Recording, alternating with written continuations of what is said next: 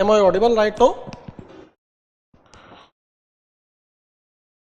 Am I audible?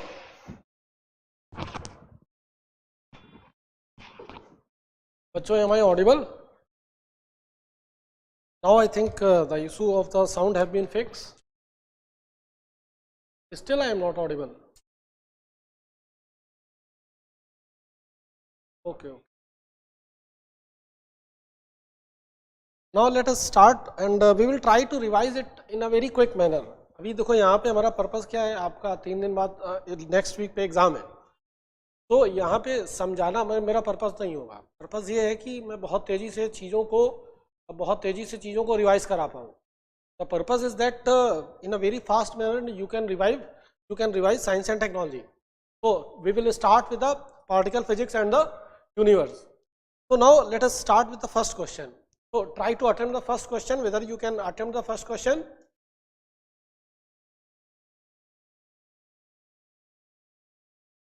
Whether you can attempt the first question, bachcho.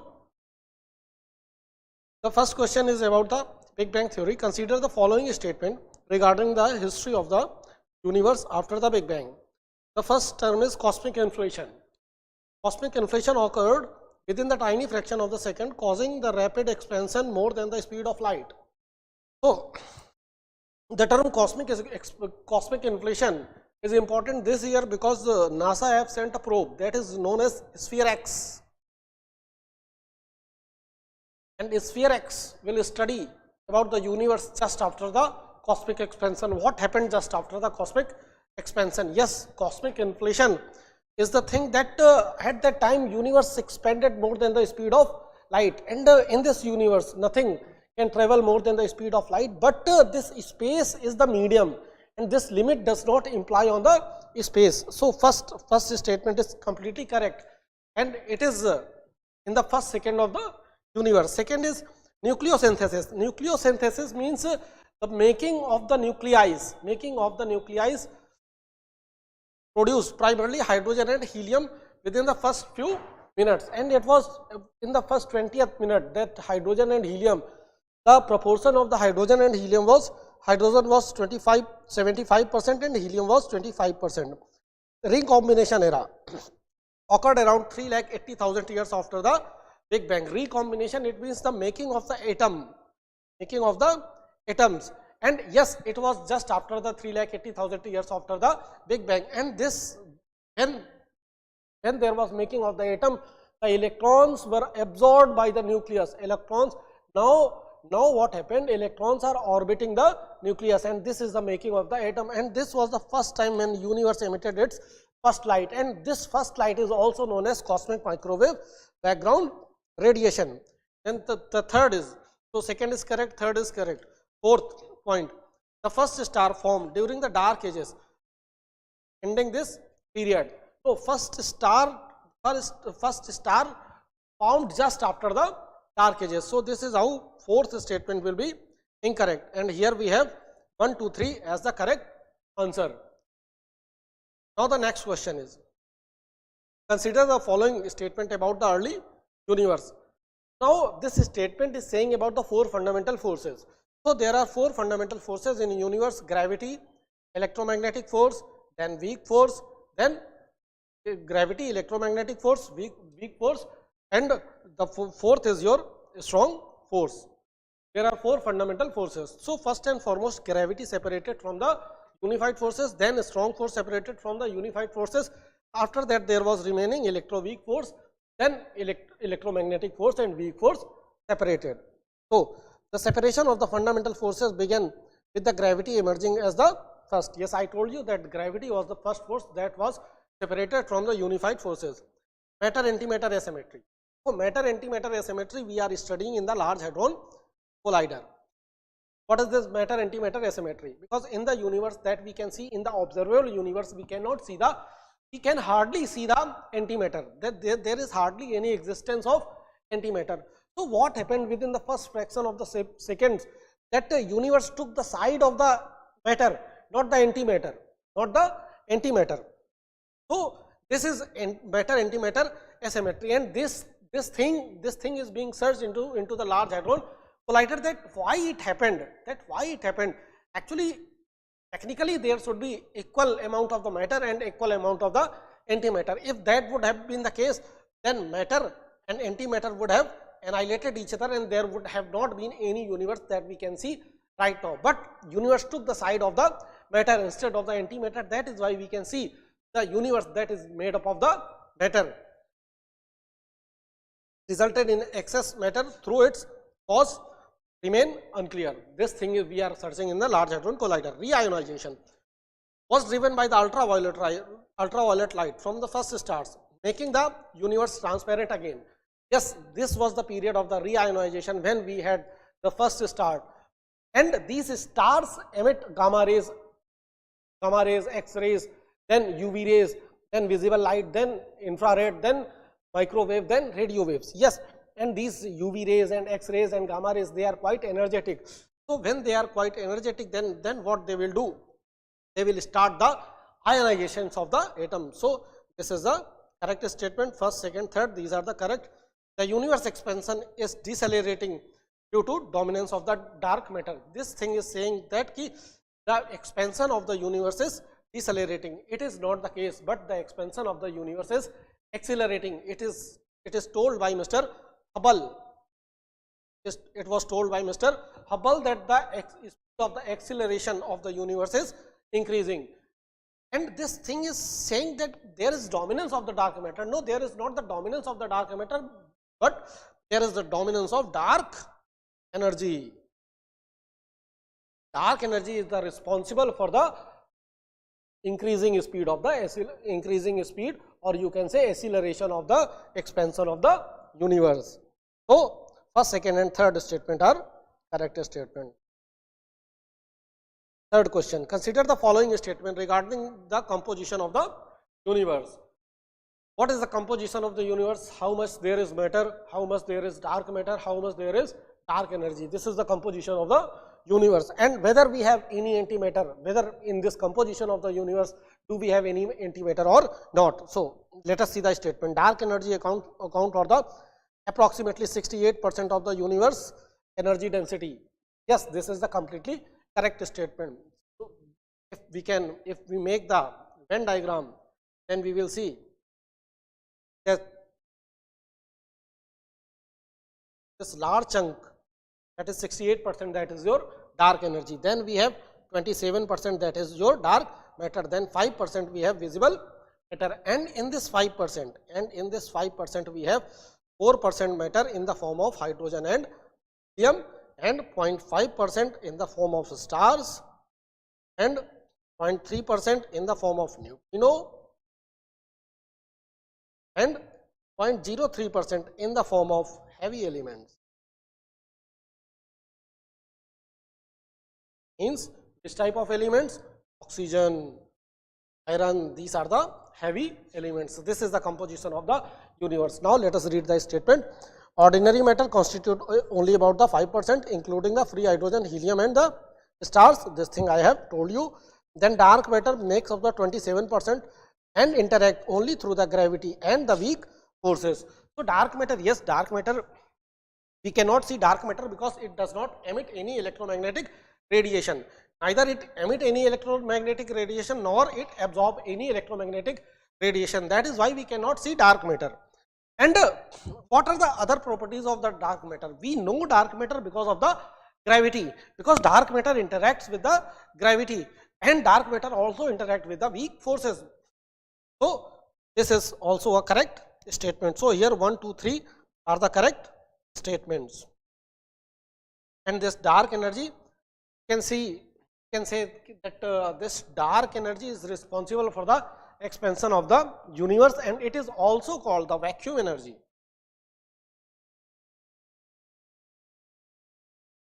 Do we have any evidences of the dark energy? Yes, we have evidences of the dark energy. The expansion of the universe we saw in the cosmic microwave background radiation. Then we have type 1 supernova.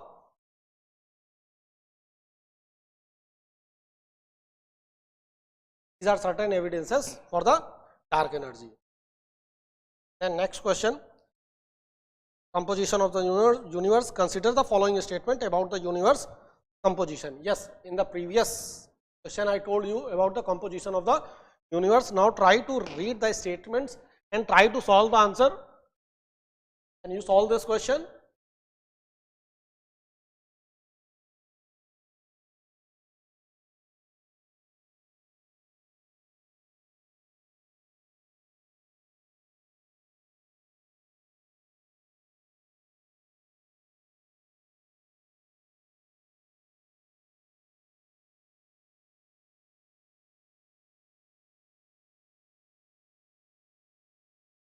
Are we able to solve the question?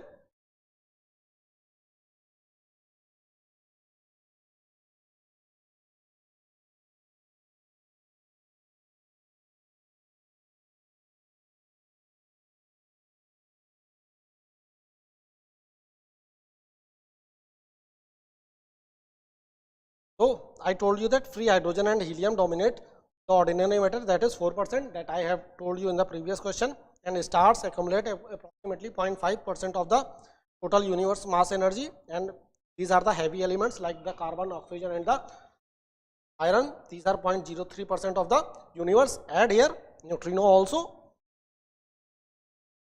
Neutrino, these are the 0.3% of the universe. Then dark energy density increases with the expansion of the universe. Now this option can confuse you, that dark energy density, this is not saying that dark energy increases, this is saying that dark energy density is increasing. As the universe will expand, dark energy density will not increase or decrease, dark energy density will remain constant, but the amount of the dark energy in the universe will increase. The amount of the dark energy in the universe will increase, but the density will remain constant. So this is why this statement is a little bit confusing statement. So which are the correct options? 1, 2 and 3 are the correct options. Next question, and I will share this PDF with you guys so that you can revise it properly. After the class, there will be some link that will be shared with you, and you can revise the entire module. And please, in this marathon classes, there is no scope, there is no scope that I can explain each and everything in a very elaborate manner, because this time is crucial for you. Time is very, very crucial for you. I am trying so that in the minimum time we can revise maximum things, because within a week we have exam. So let us go to the next question, 5th. It is related to dark matter and dark energy. Consider the following statement about the dark matter. Dark matter presence is inferred from the gravitational lensing and the galactic rotation curve. Now what is this gravitational lensing? Gravitational lensing, because of the mass, Einstein said that light is affected by the gravity. If there is more mass, then light will bend toward the more mass, and because of that we can see the effect of the gravitational lensing. Then first is correct. WIMP, weakly interacting matter particle, are a leading candidate for the dark matter particle. So which are the leading candidate for the dark matter particle? Now let us know the leading candidate for the dark matter particle. First leading candidate for the dark matter particle is your sterile neutrino. First, sterile neutrino is quite light, so we can rule it out. Then second dark matter particle is axion, can be the dark matter particle. Axion is hypothetical. Then third, it can be graviton. Graviton is also hypothetical. We did not find the graviton till the date. Then fourth, it can be W boson. So dark matter is made up of the chargeless particle. That is why it does not interact with the electromagnetic radiation. So W boson is charged, because W, here we have W plus boson, here we have W minus boson. So this W boson is charged, so this cannot be also the dark matter particle. Then fifth, we have Z boson. Z boson is quite heavy. And this is the best candidate for the dark matter particle, and Z boson is chargeless, as the dark matter is also made up of the chargeless particles. So yes. And then we have WIMPs, weakly interacting matter particles. Then we have MACHOs. massive astronomical hollow objects. We have machos. Dark matter is, so first is correct, WIMPs, second is correct, dark matter is uniformly distributed across the universe. So this is a common sense.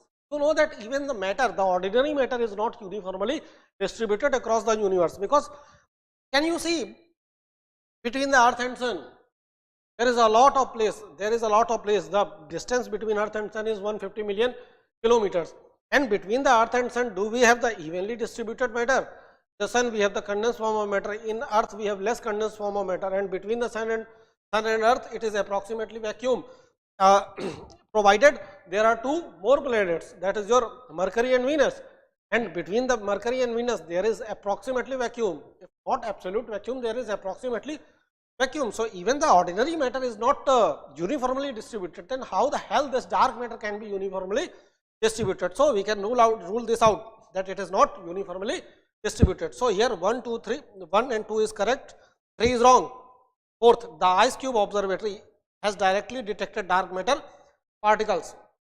So the Ice Cube Observatory is to detect the sterile neutrino. Yes, sterile neutrino can be the dark matter particle, and there can be indirect observation for the dark matter in the Ice Cube Neutrino Observatory. But the statement is saying that it has directly detected. No, till the time we did not detect any dark matter, till the time we did not detect any dark matter through the Ice Cube Neutrino Observatory. So this statement is wrong. Here it means only 1 and 2 are correct. Then consider the following statement about the dark energy. After the dark energy, we are moving towards the, after the dark matter, we are moving towards the dark energy.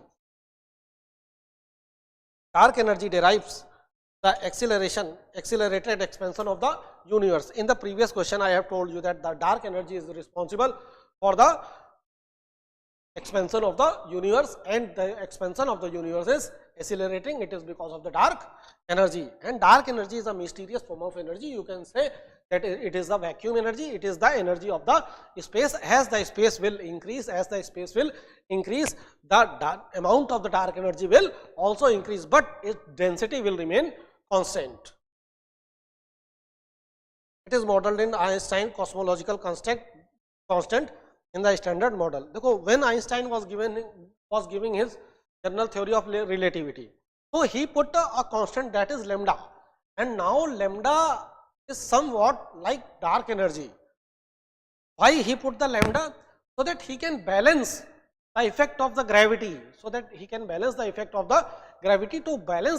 the gravity, he put the constant, cosmological constant, that is known as lambda, and today that lambda is also known as dark energy. So first is correct, second is correct. Type 1 is supernova. I have given you the example of the dark energy, that is type 1 is supernova. It means it is accelerating expansion of the universe. Because of that, we saw the red shift in the type A supernova, and there is another red shift event, that is your cosmic microwave background radiation. So yes, this is evidence of the dark energy. Dark energy density decreases as the universe expands. No, its density does not decrease, but the amount of the dark energy then. So fourth is wrong. So 1, 2, 3 and are the correct statements. Then seventh question. This is about the project that are going on to study the dark energy. First is consider the following statement about the dark matter research project. First is Lux-Zeppelin. The Lux-Zeppelin, we use liquid xenon to detect the dark matter particle. Then Euclid is a space telescope. Euclid is situated at the L2, Lagrange point 2. In the Lagrange point 2, we have also James Webb Space Telescope, and probably in the Lagrange point 2, we will put Nancy Roman telescope, and Nancy Roman will also study the dark matter. Yes, Euclid is studying dark matter. First is correct, Lux-Zeppelin. Then Xenon NT1 has conclusively identified WIMPs as the dark matter particle. No, till the date, this Xenon N1T experiment have not conclusively find the WIMPs as the dark matter particle. Because WIMPs is a potential candidate for the dark matter particle, but there is no empirical evidence till the date. Then fourth is Nancy Roman telescope. Nancy Roman telescope will be launched by the NASA on 2027. So the work of the Nancy Roman telescope is that it will create the 3D it will create a 3D dark matter map of the universe. So the fourth statement is also correct. Here we have 1, 2 and 4 that are correct. Next question. Consider the following statement about the observation. Ice cube neutrino observatory detect Chernobyl radiation in the Arctic ice. Now what is this Chernobyl radiation? This Chernobyl radiation is very important for this year, because in the Ladakh we have situated, we have established a laboratory that is called MACE. That is called MACE. And what is the full form of MACE? Major atmospheric Chernobyl experiment. And this is Chernobyl radiation. Ice cube neutrino observatory is also studying the neutrino in the form of Chernobyl radiation. When this neutrino collide with the water ice or water, then they release a blue light that is known as Chernobyl radiation. Yes, ice cube neutrino observatory detect the Chernobyl radiation in the Arctic ice, and ice cube neutrino observatory is situated in the south pole of the earth. The Euclid telescope operates from the L2 point. ये मैं आपको बता ही चुका हूँ. Nancy Roman telescope will observe the in the ultraviolet spectrum. अब देखो, Nancy Roman telescope will not observe the universe in the ultraviolet spectrum, but it will use the infrared spectrum. It is not ultraviolet, it is infrared. This Euclid is observing the universe in optical. You can say optical means visible and infrared. Then it is about the square kilometer observatory. Square kilometer SKO, square kilometer observatory will map the early universe with radio antennas in South Africa and Australia. So square kilometer radio observatory, it is using radio wave and the microwave.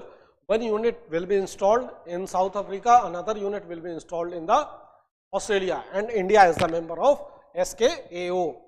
So fourth statement is correct, third is wrong, second is correct. So 1, 2, 4 are the correct options. Now the statement is about the antimatter. So about the antimatter, consider the following statement about the antimatter. Antimatter particle have the same mass, but opposite charges to their matter counter particle. देखो, there are 12 fundamental matter particle. Which 12 fundamental matter particle we have? Quarks, leptons. The quarks we have 6, up, down, charm, strange, top, bottom. In the leptons we have electron, muon, tau. Here we have electron neutrino, muon neutrino and tau neutrino. So every matter particle comes with its own antimatter particle, and the matter particle and antimatter particle will have equivalent mass, will have equal mass, but their charge will be opposite. Like in the quarks, in the up we have plus 2 by 3 charge, so in the anti-up we will have minus 2 by 3 charge, and because of this opposite charge, wherever they will meet, they will annihilate each other and they will be converted into the pure form of the energies. अब देखो, यहाँ पे every matter particle is coming with its own antimatter particle, but here neutrinos are their self antimatter particle. For the neutrino we don't have anti-neutrino. Neutrinos are supposed to be, they are self antimatter particle. So antimatter particle have the same mass but the opposite charge to their matter counterparts. It is completely correct. And we have observed the antimatter particle of the hydrogen. Like what will be the antimatter particle of the proton? Antimatter particle of the proton will be antiproton. What will be the antimatter particle of the electron? It will be anti-electron, or you can say positron. Then, and what will be the antimatter particle of the neutrino? Yes, neutron. It will be the neutrino. And what will be the antimatter particle of the neutron will be antineutron, and antimatter particle of the neutrino. देखो, there is difference in the neutrino and neutron. There is difference in the neutrino and neutron. Neutron is made up of the 2 down quark and 1 up quark. And neutrino, we don't know of which neutrino is made up of. Neutrino is the fundamental particle. Neutron is not a fundamental particle. And neutrinos are their own antimatter particle. अभी आगे neutrino के बारे में question आएगा, then I will discuss more about the neutrinos. देन Pamela probe. Yes, Pamela probe was the probe of the NASA that detected that there were some antimatter particles who were trapped in the magnetic field of the earth. अब suppose this is your earth and the earth is a geomagnetic. Because of this geomagnet, we have the magnetic sphere of the earth, and this Pamela probe detected the antimatter particle that was trapped into the earth's magnetic field. And this is correct. Second statement is correct. Then third, matter antimatter annihilation with matter releases energy for exceeding the nuclear fusion. देखो, whenever matter and antimatter will collide with each other, they will annihilate, and there will be conversion of 100% of the energy from matter to the energy. So this is the maximum output of the energy that we can get from any source. And in the nuclear fusion, only some point percentage of the mass convert into the energy. Even in the fission releases even less energy than the fusion. Fusion releases 4 times more energy than the fission, and here we have thousands of times more energy than the fusion, because here 100% of the mass will be converted into energy. Yes, this is correct statement. 1, 2, 3 are correct. Then fourth is antimatter is abundant in the observable universe today. कहाँ तुमने देख लिया antimatter? Have you even heard about that कि his home is made up of the antimatter particle? No, don't have antimatter. We have rarity, we have scarcity of the antimatter particle. So fourth statement is correct. Hence 1, 2, 3 will be the correct answer. Now the next question. Consider the following statement about the antimatter application. First is saying antimatter could power the interplanetary mission due to high energy yield. Yes, it can power the interplanetary mission even wherever you require energy or electricity. You can use matter and antimatter particle, because here the 100% of the mass will be converted into energy. So that is why, yes, not only the interplanetary mission, even with the help of matter antimatter annihilation, we can electrify the earth also. Anywhere you need energy, we can harness that much of the energy using the matter and antimatter particle. So yes, interplanetary missions can be powered. Yes, it can be used in war. अब वो hydrogen bomb क्या है, nuclear bomb क्या है? In the hydrogen bomb, in the nuclear bomb, in the atomic bomb. In the hydrogen bomb, we use nuclear fusion. In the atomic bomb, we use nuclear fission. And if you drop antimatter particle in the sky of the adversary, then that antimatter particle will start annihilating the matter particle, and 100% of the antimatter particle will be converted into the energy, and it will have the more damaging effect than the nuclear weapons. Then we can use it in the war also. The ICE experiment uses antiproton to target the cancer cell. To target the cancer cell, if there is antiproton, there will be proton in the cancer cell. Proton and antiproton will annihilate each other and they will kill the cancer cell. Yes, that is correct. It is also correct. Antimatter weapons are currently operational in the military applications. Now, right now we don't have any weapon that use the antimatter particles. Because to handle this antimatter, it is quite difficult. So right now this third statement is correct. Anti-hydrogen has been synthesized in the Large Hadron Collider. Yes, this is completely correct. And the Large Hadron Collider, we synthesize the anti-hydrogen, and in the Brookhaven National Laboratory, we synthesize the anti-helium also. So first, second and fourth are the correct options. Now, standard model of particle physics. Next question is, consider the following statement about the standard model. It classifies quarks and leptons as the fundamental matter particle. I told you that there are 12 fundamental particles, fermions. The fermions we have quarks and we have leptons. In the leptons we have 6. In the quarks we have 6. The quarks we have up, down, charm, strange, top, bottom. In the leptons we have electron, then we have muon, then we have muon, then we have tau. Here we have electron neutrino, we have muon neutrino, we have tau neutrino. These are the 12 fundamental particles. Of these, this thing is talking about classifies quarks and leptons are the fundamental matter particle. This is correct. The strong force is mediated by the gluon, that is massless. अब देखो, here we have quark. In the quark we have 2 up quark, 1 down quark. Between these 3 quarks there will be strong force, and a strong force will be responsible to bind these 3 quarks together, and a strong force, sorry, this gluons will be responsible to bind these 3 quarks together, and this gluon is the force particle for the strong force, and this strong force is the strongest force in the universe. So yes, second is correct. Gravity is fully integrated into the standard model via the graviton. देखो, gravity is not integrated into the standard model of the particle physics. Reason being, till the date we have not found graviton. Till the date we have not found graviton. So we don't know which particle is responsible behind the gravity, because till the date we did not find the graviton with the empirical evidences. Yes, we can feel the gravity. So third statement is wrong. The fourth statement, electromagnetic force is carried by the photons. Now let me tell you all the 4 force carriers. So gluon is responsible for the strong force. Then we have photon.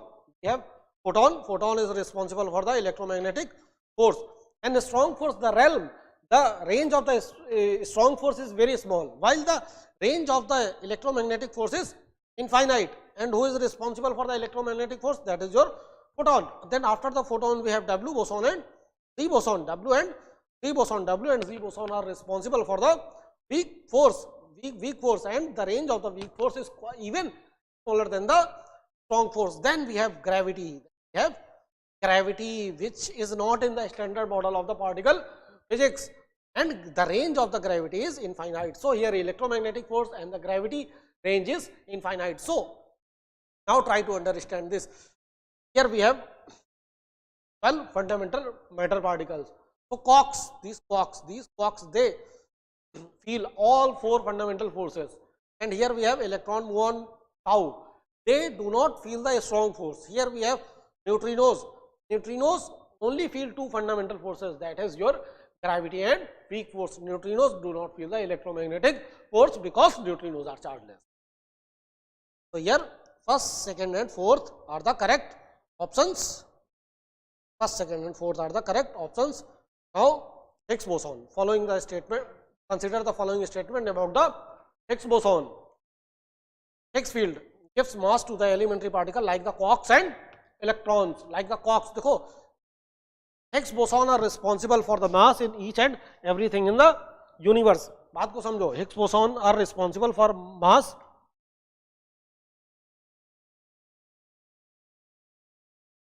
Higgs bosons are responsible for the mass in each and everything that we can see in the universe, except the neutrinos. Except the neutrinos, and except we don't know from where Higgs boson got its own mass.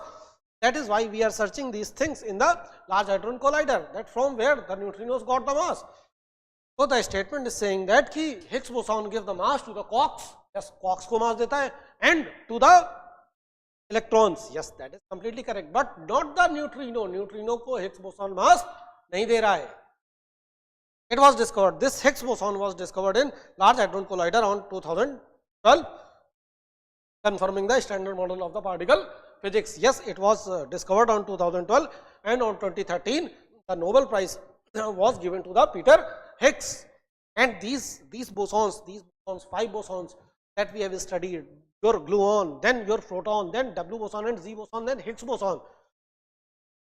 These 4 bosons that are force carrier, that is your W boson, Z boson, gluon, photon, W boson, Z boson, they are scalar bosons. They have the spin of 1, but here Higgs boson, they don't have any spin. Spin is 0. And why they are called bosons? Actually, they follow the Bose-Einstein statistics. So in the honor of Mr. Satyendranath Bose, these particles are named as bosons. These particles are named under the family of boson. So Higgs boson has 0 spin. This I have told you, distinguishing it from the other bosons. मैंने आपको बताया कि bosons have the scalar bosons, they have singular spin, and your matter particle, that is your fermion. Fermion is divided into the lepton and quarks, they have the fractional spin. They have the fractional spin. Most of the proton mass comes from the Higgs field. अब देखो, most of the proton, this is quite difficult. This is quite difficult statement because here you have proton. In the proton, we have two up quark, one down quark. If you will calculate the mass of the proton, then this is approximately 900 mega electron volt upon c square. This is the mass of the proton. And if you will calculate the mass of two down quark and one up quark, it will be 9 mega electron volt upon c square. It means approximately 99% of the mass of the proton does not come from the Higgs boson, but it comes from the strong force, that is because of the gluon. So this most of the protons mass come from the Higgs field. This statement is wrong. So 1, 2, 3 will be the correct statement. Next 13. Consider the following statement about the neutrino. So neutrino आ गया. Now I will tell you and everything about the neutrino. Neutrino, first and foremost neutrino is chargeless. अभी question को पढ़ेंगे, थोड़ी देर बाद पढ़ेंगे. पहले neutrino के बारे में दो चार बातें हम समझ लेते हैं. पहले तो क्या है neutrino? Chargeless. Chargeless and it has a least mass. Least, it have some mass. Because of the charges and least mass, it hardly interact with matter.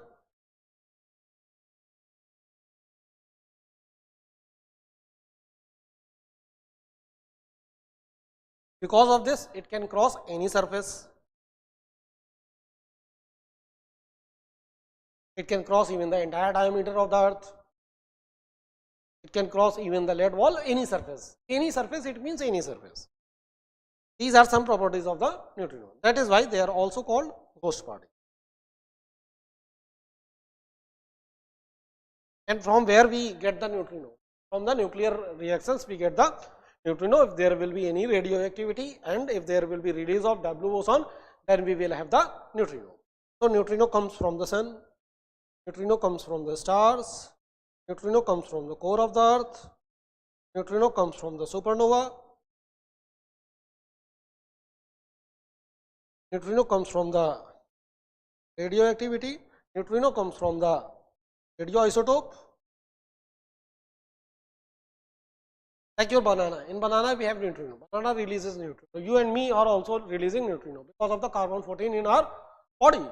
We are releasing neutrino continuously, and in each and every second, the trillions of neutrinos are crossing through our body. So these are certain properties of the neutrino and from where the neutrino comes. Now, what are the applications of the neutrino? If neutrino can cross any wall, yes. And if there is any proliferation, it means illegal smuggling of the nuclear arms. And in the nuclear arms, we will have radioisotope of the uranium, uranium-235, uranium-238. They will emit neutrino. And if we can detect, beta, this class will be regular. Don't worry, this class will be regular. But speed से हमें खत्म करना है. So here my speed is quite fast. Here my speed is quite fast because we don't have that much of the time. Actually, you guys don't have that much of the time that you can devote that much of the time before your prelims. So yes, coming to the neutrino. I told you about the certain properties of the neutrino, from where the neutrinos will be released. Now I am telling you the application of the neutrino. Mr. Kalam said that whenever there is earthquake, before the earthquake, earth releases a lot of the neutrino. If we can study the neutrino, if we can know, now in the neutrino we have a lot of, now in the atmosphere the density of the neutrino have been increased. The number of the neutrino have been increased. It means we can predict the earthquake. And you know, in the earthquake we have a lot of loss, and right now we don't have anything by which we can predict the earthquake. So yes, we can predict the earthquake. Then we can stop the nuclear proliferation with the help of neutrino.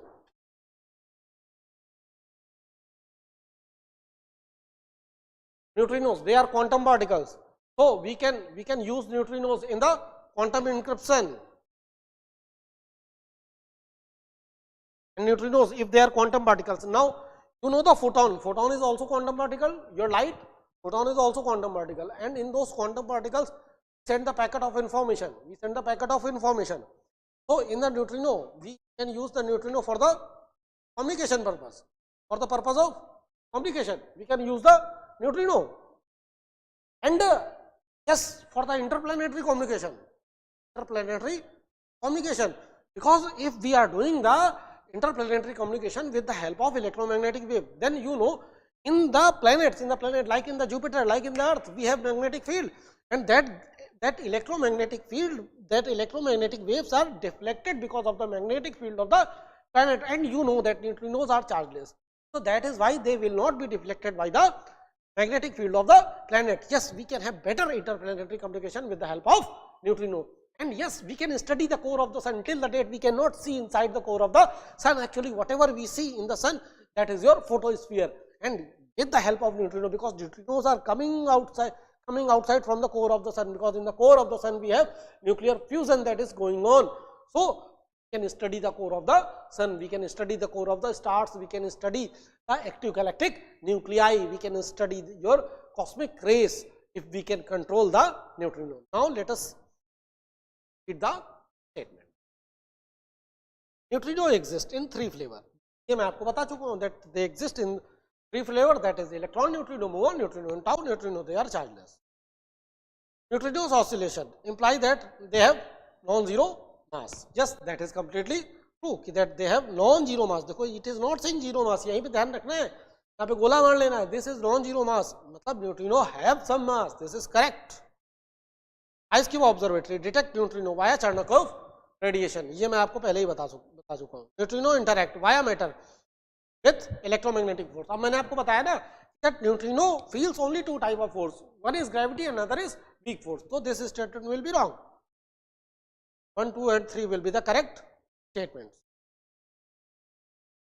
Next question. Gravitational wave.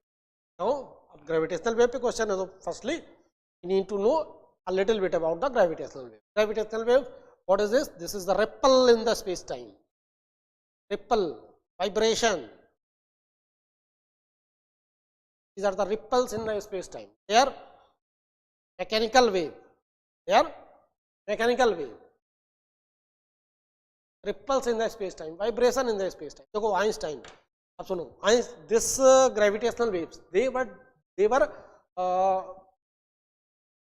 predicted by Mr. Albert Einstein. Einstein in 1916, when he was giving the general theory of relativity, he predicted this gravitational wave in his general theory of relativity. What he was predicting that there are 2 black holes, 1.3 billion light years away from us, and there are 2 black holes. Mass of the one black hole is 29 times mass of the sun, and another mass is the 26 time of the sun, and they are revolving around each other with the half of the speed of light. And suddenly what happened? They collapsed, and they collapsed, and the new black hole that was emerged, the mass of that black hole was the 62 times mass of the sun, and 3 solar masses converted into the energy within the fraction of the second. And because of that energy, those gravitational waves were caused into the space-time fabric, and the concept of the space-time was given by Minkowski.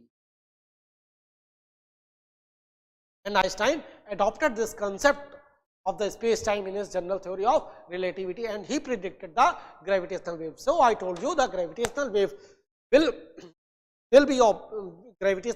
be in the space-time fabric. And what can be the reason of the occurrence of the gravitational wave? When 2 black holes are colliding, 2 neutron stars are colliding, or one black hole or 1 neutron star is colliding, or when there is 1 supernova event. Yes, we will detect the gravitational wave using PTA, pulsar timing array. With this PTA, we will detect the feeble gravitational wave. Then we will detect the gravitational wave using LIGO, laser interferometer, gravitational wave observatory.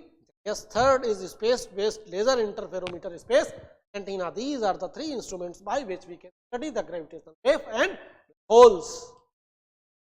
They were the first detected by in 2015. Yes, because they were detected in 2015. And why? Because there was a merger in the black hole. कब merge हुआ था? 1.3 billion light, 1.3 billion years ago. Distance was 1.3 billion light years. ESA will detect low frequency gravitational wave from the space. Yes, and LISA. The arm of the LISA will be approximately 2.5 billion kilometer to 1 million kilometer, and this is the reason, that is why we are trying to deploy LISA in the space, and LISA will be in a heliocentric orbit, and LISA will be deployed by the European Space Agency. And before the LISA, we have LISA Pathfinder. LISA Pathfinder was kind of prototype for the LISA, and LISA is also known as ELISA, and LISA is also known as NGO, New Gravitational Wave Observatory. Pulsar timing array detect the high frequency gravitational wave. I told you that pulsar timing array will detect the low frequency gravitational wave, not the high frequency gravitational wave. And yes, pulsar timing array, एक चीज और सुन लो, because of the pulsar timing array, when the pulsar timing arrays, they detect the gravitational wave. How they detect the gravitational wave? There are pulsars. Pulsar is kind of neutron star.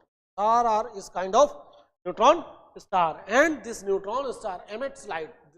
Neutron star emits light from their pole, and that light we observe in Earth, and these pulsars are known as the best clock of the universe.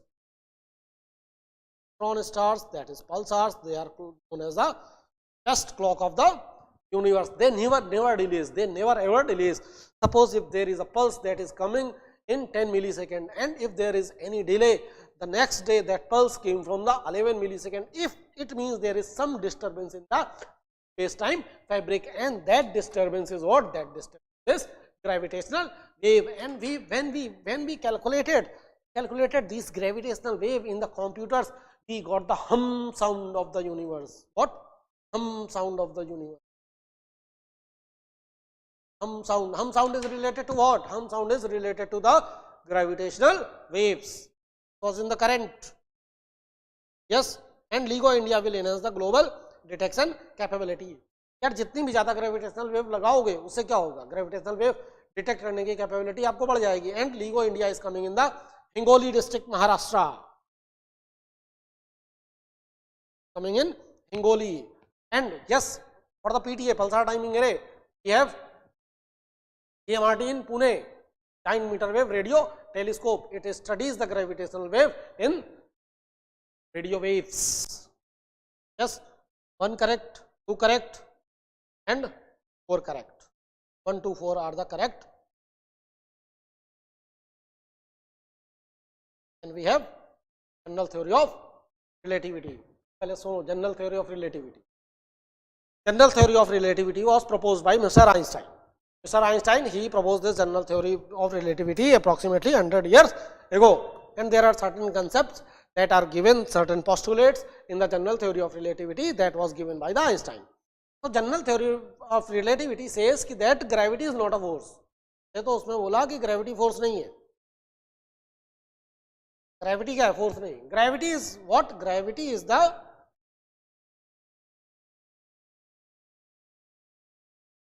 curvature of space-time. Gravity is the curvature of the space-time. The force of the gravity we feel because of the curve in the space-time. Then Einstein said, matter warps space-time. Then Einstein said, light is affected by the gravity. Light is affected by gravity because nearby the black hole, light bends. Einstein said na ki light bend because of the gravity. And recently with the James Webb Space Telescope, we saw that actually light is bending. First time we saw the bending of the light when we saw the solar eclipse. At that time there was some arc second bending of the light. और अभी तक तुम्हें क्या पता था? Light is not affected by the gravity. If Newton would have been true, light do not have mass. Light should not affected by the gravity. But here the Einstein is true. Without having mass, light is affected by the gravity because of the curvature of the space-time. Then Einstein said, the more will be the gravity. The more will be the gravity, there will be time dilation. There will be time dilation. If there is more gravity, the length of the second will increase, there will be time dilation, and he predicted black holes, he predicted gravitational wave. So now let us read it. It predicts the time dilation due to gravity. Yes, I told you that nearby the black hole the time dilation will be more, and yes, we have the example of time dilation in the GPS system, GPS systems, NAVIC of India. Where it is? It is in the 3 satellite in the sun, in the geostationary orbit, and 4 in the sun, 4 in the geosynchronous orbit. They are 36 kilometers away from the Earth.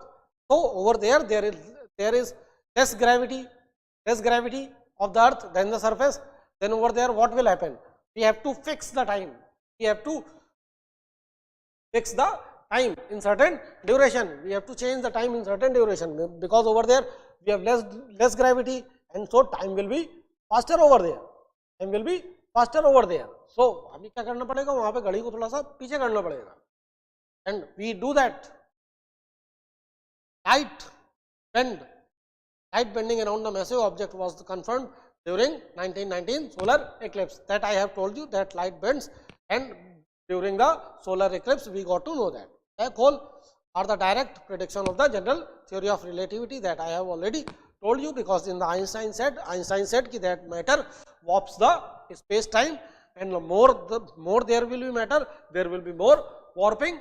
And black hole, the black hole we have the singularity, and in the black hole there is infinite density and zero volume. So if there is infinite density and zero volume, then there will be more warping of the space time. Because of the more and more mass, there was a prediction of the wormholes are experimentally confirmed structure in the space time. Till the time we don't have any empirical evidence of the wormhole. Wormhole is like a structure in the space time where we have a space tunnel. We can travel from one galaxy to another galaxy in very less time, or we can travel from one universe to another universe. Here either there will be merger of 2 black hole in the singularity, or there will be merger of 1 black hole and the 1 white hole. This is called Einstein-Rosen bridge. Until the date we don't have any empirical evidence for the wormholes. So this will be wrong. 1, 2, 3 will be the correct statement. Next is life cycle of star.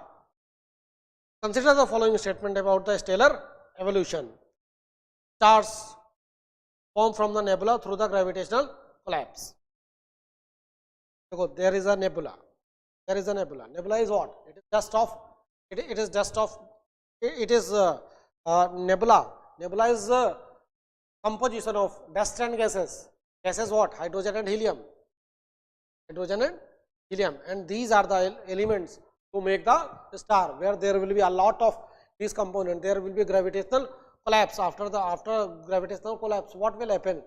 There will be more mass, and they will accumulate more and more mass. After that, they will become protostar. If the mass is 0.8 times, more than 0.8 times mass of the sun, they will become T Tauri star. Now after the T Tauri star, there will be a start of nuclear fusion. It will become the main sequence star. Up depending on the mass of the main sequence star, if it has high mass, low mass like sun. Up in the high mass star, there will be more speed of the nuclear fusion, and they will have less life. Here the low mass star, the speed of the nuclear fusion is less. Here they will have more life. How their life will be ended? This main sequence star that has the low mass, it will become red giant. A star that have more mass, it will become red supergiant. Red supergiant, example Betelgeuse. Then after the red supergiant, if the mass is, now there will be, after the red supergiant, now there will be supernova.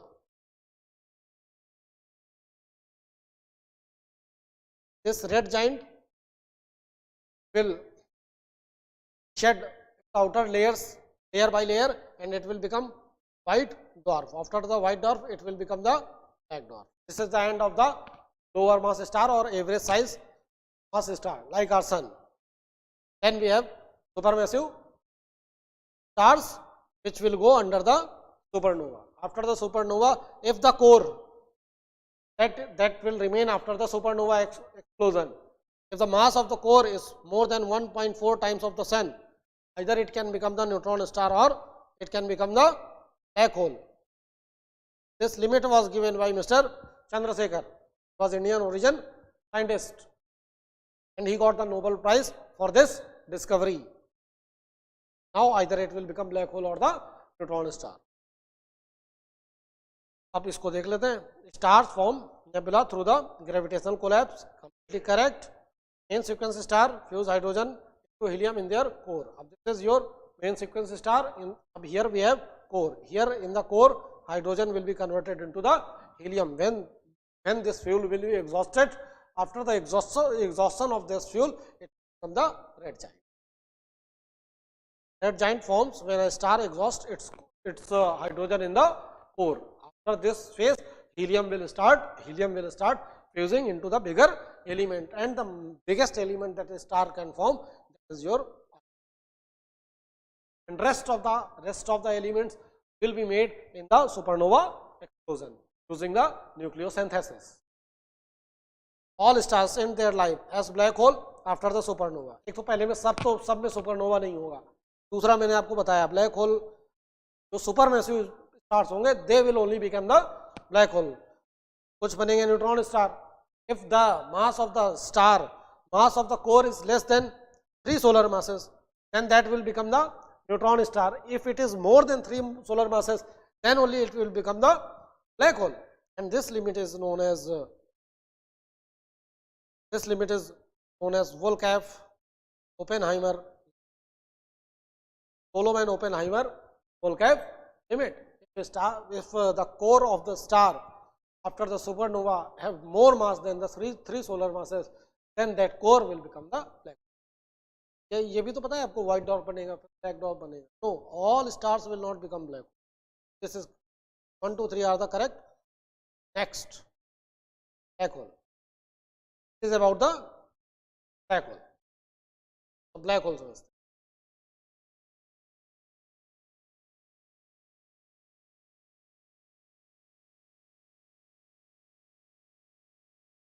This is the event horizon of the black hole. This is the singularity of the black hole.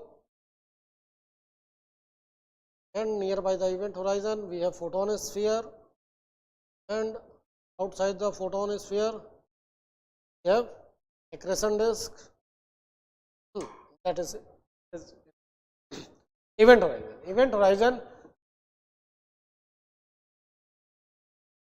Event horizon is a place in the black hole after which even light cannot escape. Nothing can escape from event horizon. Nothing can escape after the event horizon. And this radius of the event horizon is also known as Schwarzschild radius. Radius of the event horizon is known as Schwarzschild radius. Then we have singularity. Here in the black hole we have singularity. And in the singularity we have infinite density and zero volume. Then this we have photon sphere. Photon sphere is here light is bended. Light is bended. This bending of the light. Then we have accretion disk. Accretion disk, those black hole will have the accretion disk who are eating mass from the another star or another black hole. If they are in a binary star system. If they are in a binary star system. One became black hole and black hole is eating the companion star. If black hole is eating the companion star, then this thing is also known as tidal disruption event. Tidal disruption event. Then there are different masses of the black hole. One is stellar mass. Up to 1000 solar masses, this is stellar mass. Then we have massive black hole. Then we have supermassive. Millions of times massive than the sun. Then we have ultramassive. Billions of times massive than the sun. A supermassive, example of supermassive black hole, it is your Sagittarius A. Sagittarius A is in the heart of Milky Way. This is your supermassive black hole. Its mass approximately 4.2 billion times of the sun. Then we have ultramassive black hole. The first black hole that was pictured by the Event Horizon Telescope. By the Event Horizon Telescope. What was the mass of this black hole? It was 66 billion times. 6 billion times of the sun. This is the mass of the black hole that was discovered by, that was pictured, first black hole that was pictured by the Event Horizon Telescope. And this black hole is M87 in the Messier galaxy. Which is it? It is M87 in the Messier galaxy. So this is ultramassive black hole. Then there can be one type of black hole, those are hypothetical. Those are hypothetical, it can be the gas black hole. It means there was a lot of nebula. There was a lot of nebula, and that nebula was collapsing by the pull of the gravity. And the force of the gravity was so huge that the nuclear fusion was never started. And without converting into the star, directly it converted into the black hole. These are hypothetical, but yes, they are. Then we have primordial black hole. What are these primordial black holes? This primordial black hole was originated just after the Big Bang, and these are also hypothetical. They say this primordial black hole can be the size of one single atom to the ultramassive black hole, billions of times massive than the sun. These are primordial black holes. चलो पढ़ लेते हैं statements. Stellar mass black hole from the collapse of the low mass star. Stellar mass बनाने के लिए पहले तो बहुत सारे solar masses चाहिए. Then only it can form the stellar mass black hole.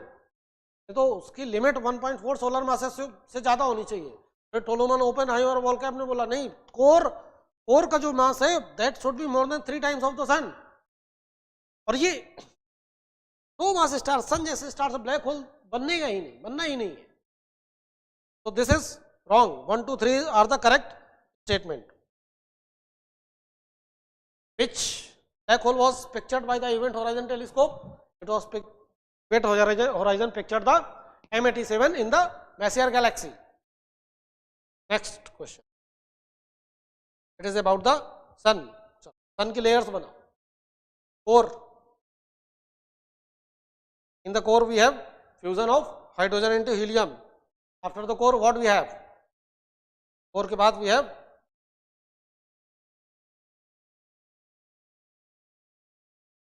radiative zone, then we have convective zone.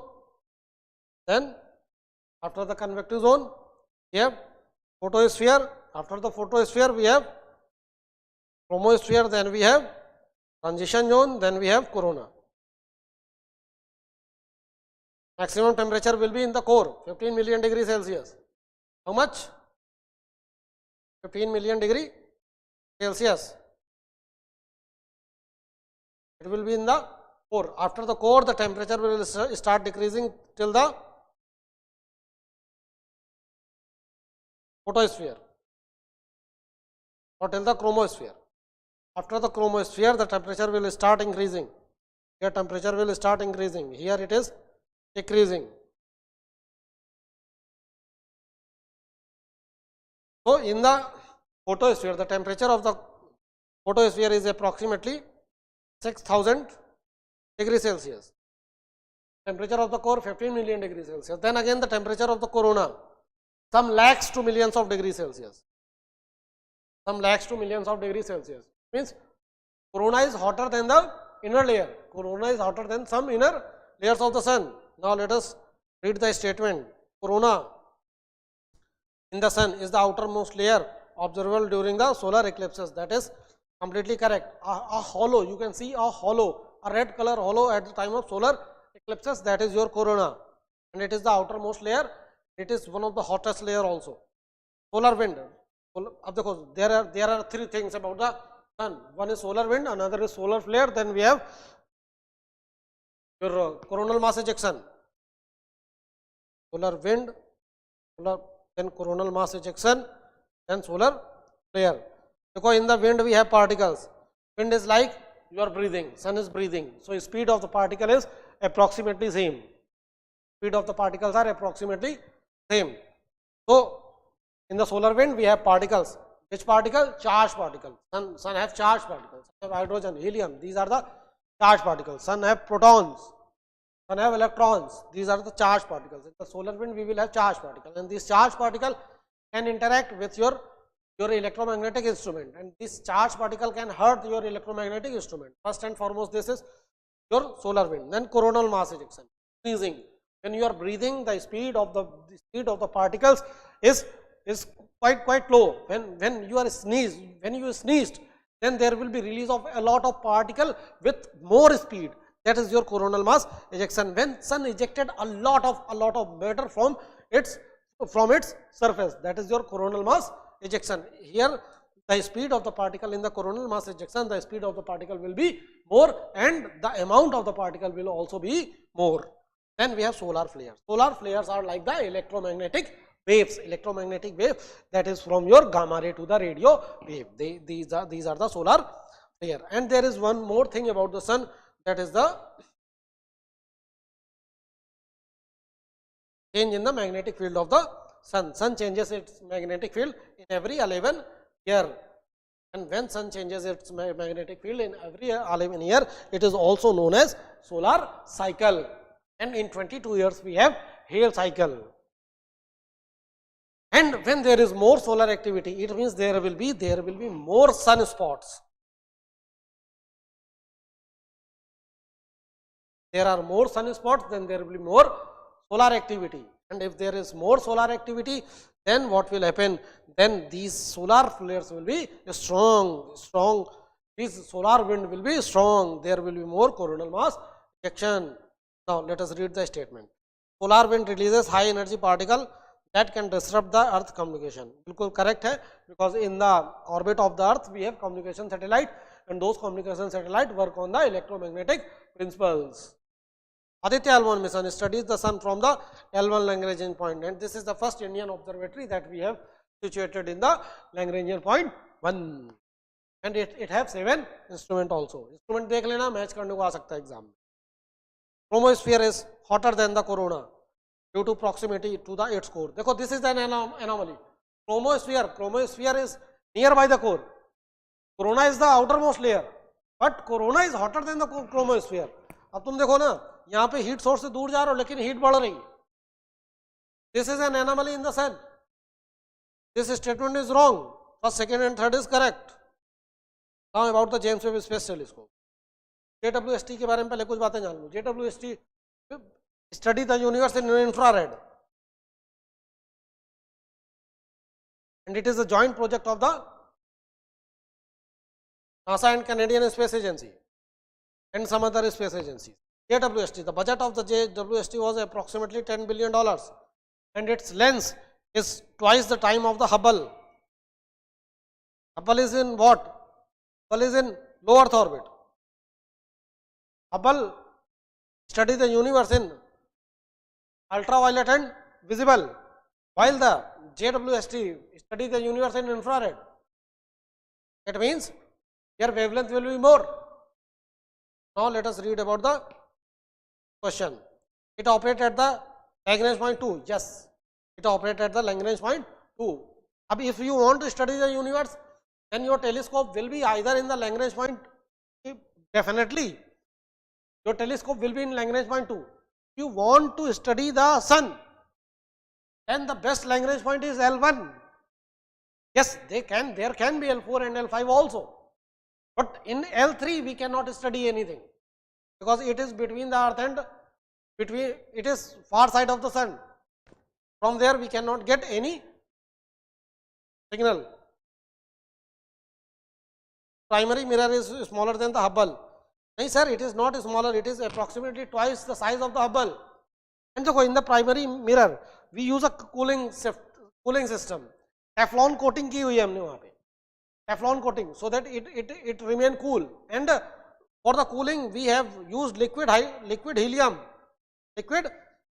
so that its temperature remains approximately minus 230 degrees Celsius.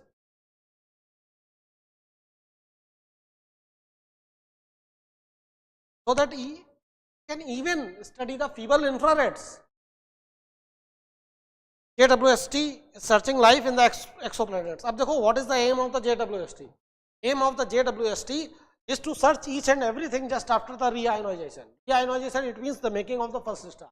After the making of the galaxy, when star was made, then galaxies were made, then some planets were also made, which were in the Goldilocks zone. And in the Goldilocks zone, it means, Goldilocks zone क्या होता है? It means there will be a liquid water in the surface of the planet.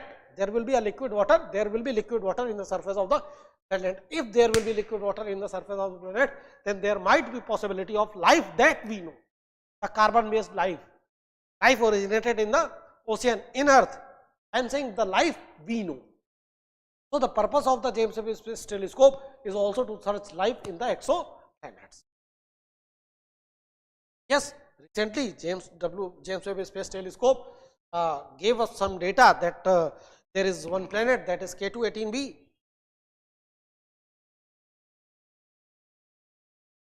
And this planet, first and foremost, this was searched by Kepler telescope. 18 is the star, and B is B. It means, suppose this is a star, then after the star we have one planet, then we have another planet, and this is the B, second planet from that star. In the K2-18b, James Webb Space Telescope have searched the signal of the dimethyl sulfate, and that can be the probability of the life. इसके बारे में हम थोड़ी देर में discuss करें. चलो पहले ये क्वेश्चन को कर लेते हैं. Yes, it is in the Lagrange point 2. KWST, yes, it will study the universe just after the reionization. Its primary mirror, it is bigger than the Hubble, not smaller than the Hubble. KWST is searching the life in the exoplanets. 1, 2, 4 are the correct statement. Next, exoplanet. आ गया ना ये K2-18b. Consider the following statement about the K2-18b. K2-18b. There was a Kepler telescope of NASA. Kepler. Work of the Kepler was to search the exoplanet.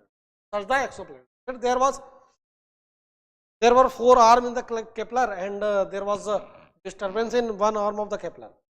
So they tried to do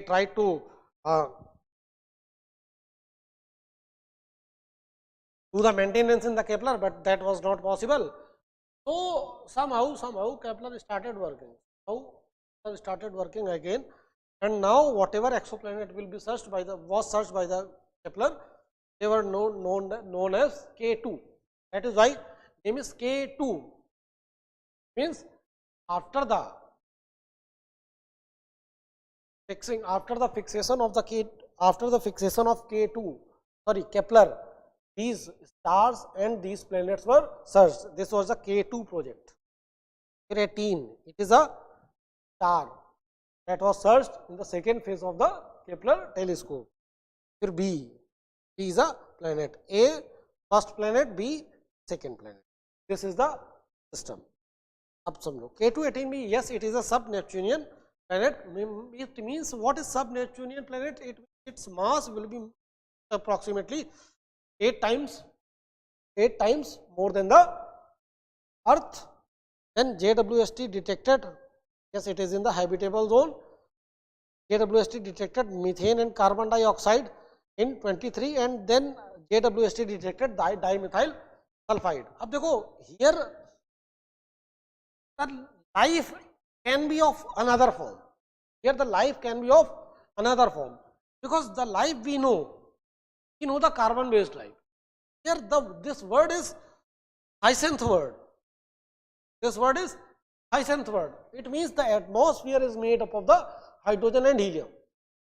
Atmosphere is made up of the hydrogen and helium, and there can be kilometers deep ocean in this K2-18b. So yes, K2-18b was sub-Neptunian exoplanet, the habitable zone. JWST detected the methane and carbon dioxide in the atmosphere. 2023, dimethyl sulfide was detected ये बोल रहा है confirm biological activity on the K218। देखो dimethyl sulphide can be because of the biological activity and more it is related with the biological activity, but it is not the sure short confirmation that it is definitely because of the biology. So this statement is wrong because of formation. This statement is wrong, and yes, it is 8.6 times more massive. So 1 to 4 are the correct option. Origin of. तो अब आसान आसान सा काम करते हैं.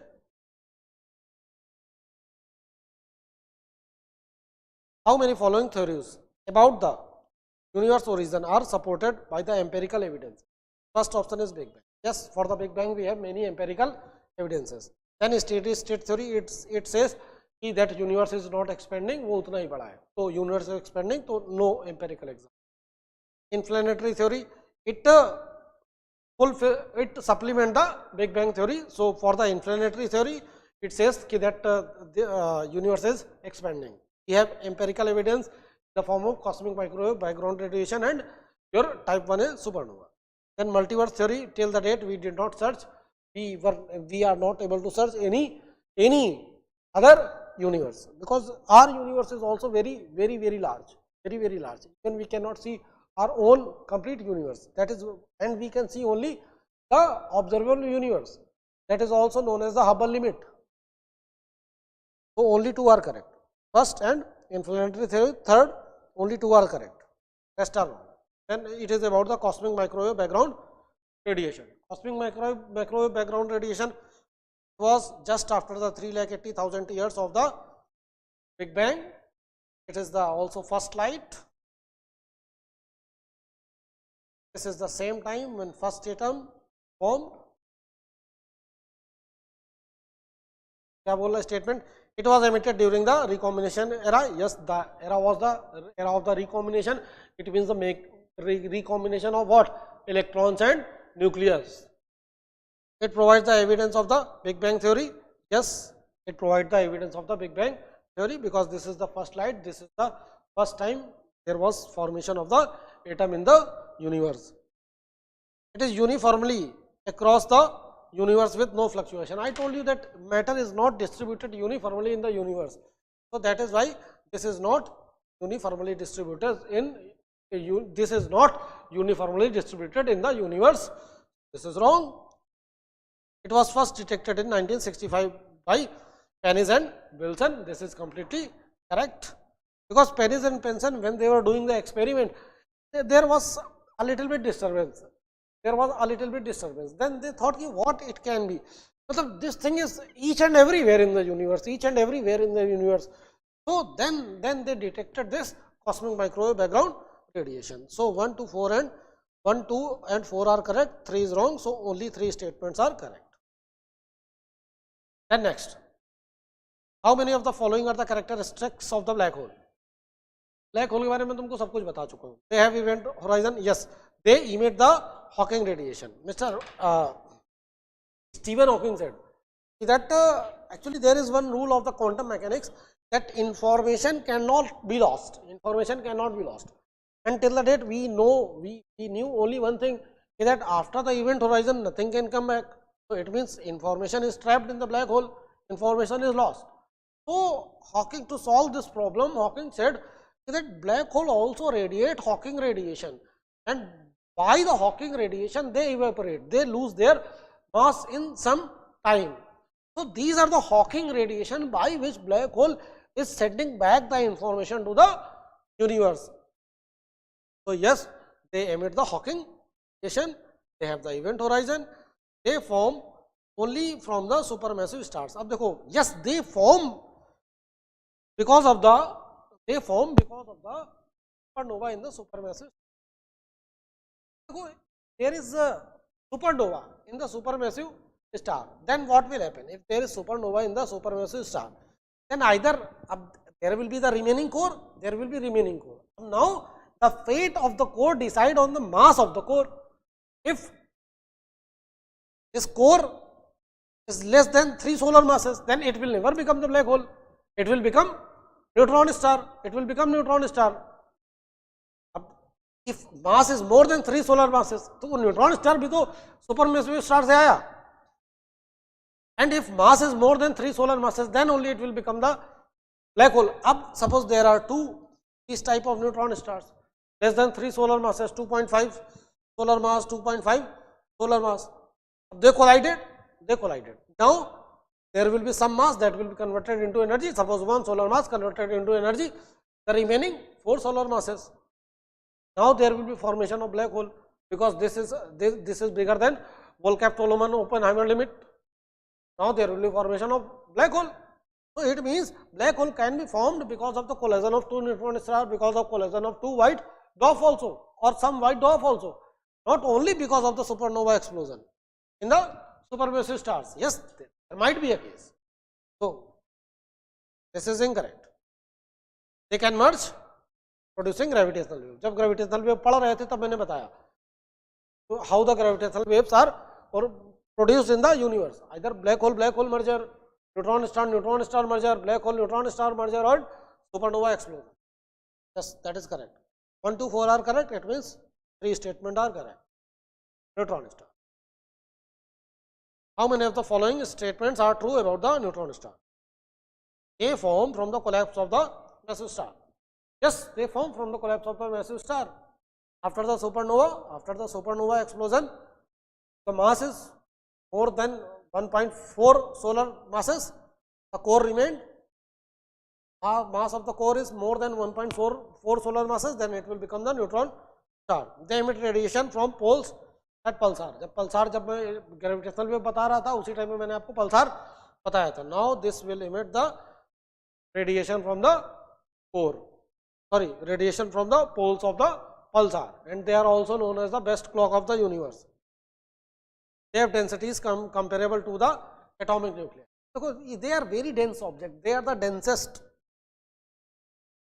Object of the universe. Even 1 teaspoon of the soil, you can weigh the entire Himalayan range. These are that much densest object of the universe. And yes, their density is like the atomic nuclei. Each and everything is tightly packed. Very, very tightly packed. And they are most common end of the all stars. No, they are not the most common end of the all stars, but the most common end of the star life is white dwarf.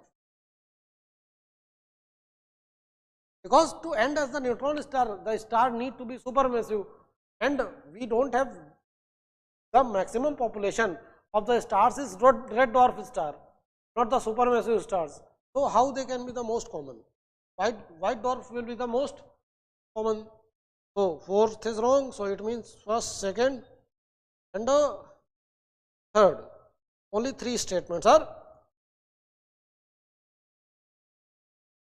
dark matter candidate. How many of the following are considered as the dark matter candidate? WIMPs, weakly interacting massive particle. Then machos, I have told you, massive compact hollow objects. Then neutrino, I have told you that sterile neutrino can be the dark matter particle. Then photons, no sir, photons are not the dark matter particle. So only 3 are correct. Now life cycle of the star, that I have already told you, that first nebula, after the nebula, what will be the fate of the star depending on the mass. First and foremost, it will become the protostar. The mass is more than mass is more than 0.8 times than the sun, then it will become T Tauri. Then it will become main sequence star. Here nuclear fusion has started. Then depending on the mass, there will be different things. If this mass is less than 0.8 times than the sun, then it will become failed star. Or you can say brown dwarf.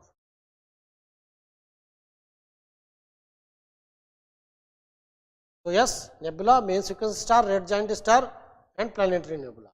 And these red giant, when they will shed their matter layer by layer, that layer by layer will accumulate into the planetary nebula. That is why it is called, when we see the supernova explosion, that is why it is always called that this is not the end, but it is the starting of new beginning. Because from that nebula there will be the birth of a new star. So all of them. Next, how many of the following are the interstellar phenomena? Interstellar phenomena, the phenomena that will be observed except the sun. Cosmic rays, yes, cosmic ray will come from the sun also, and will come from the other stars, will come from the supernova, will come from the active galactic nuclei, will come from the neutron poles of the neutron star. Polar wind नहीं, ये तो sun वाला है ना, तो इसको हटा देते हैं. Supernova, yes, I told. Galactic magnetic field, yes. These three are the correct. Only three. Gravitational wave. आपको बता चुका हूँ मैं किससे ग्रेविटेशनल वेव बनती है. Black hole merger, neutron star merger, supernova explosion and black hole neutron star. So, 3. Space telescope. How many of the infrared space telescope?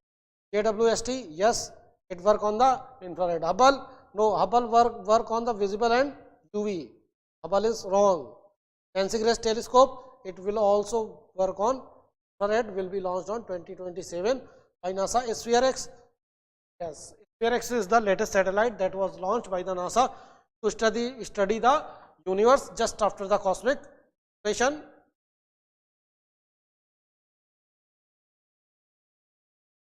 And this SphereX will study the universe just after the cosmic accretion. It will also study the galaxies, approximately 400 million galaxies. It will make the map of these galaxies. Then it will also study the water molecule in the Milky Way. And this SphereX is in the Sun synchronous polar orbit. This mission of, what was the question? Infrared telescope. Yes, it is an infrared telescope. So, first JWST is infrared telescope, Hubble is not, Nancy Grace and SphereX. Only 3 will be the correct.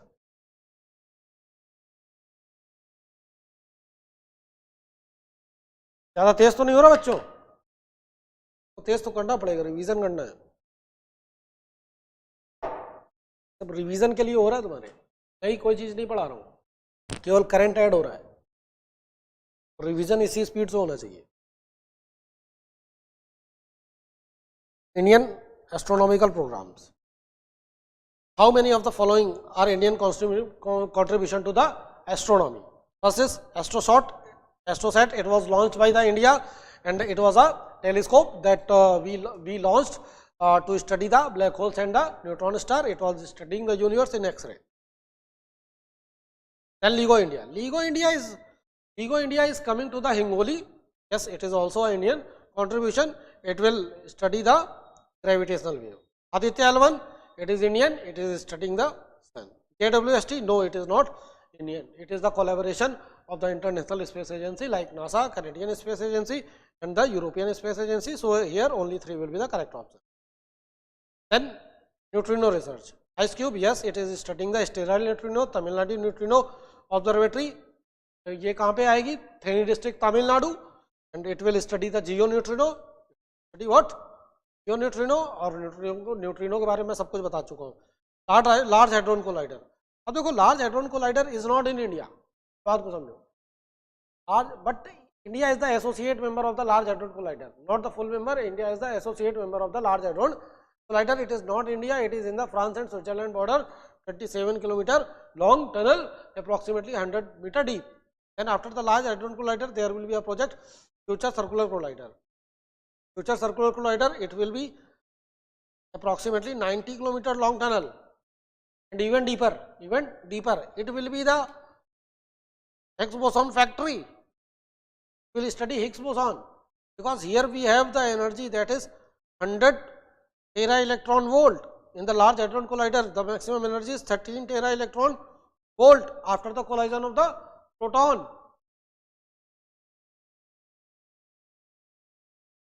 30th, एक minute बेटा, ये अभी discuss कर लूँ 31st, फिर 30th बता रहा हूँ. हाँ, गुड. आज शिवानंद, आप तो सब पढ़ चुके हो ना बेटा, आप लोग क्लास के बच्चे हो, तो आपको तो प्रॉब्लम नहीं होगी. और आपका रिवाइज कराना, एग्जाम दे रहे हो ना आप लोग, बस इसी तरह से स्पीड से कंप्लीट कराना है. मेरा टारगेट है कि 3 दिन में आपका टेक्नोलॉजी कंप्लीट रिवाइज करा दूं. हाँ चलो, large hadron collider, future circular collider की बात कर ली हमने.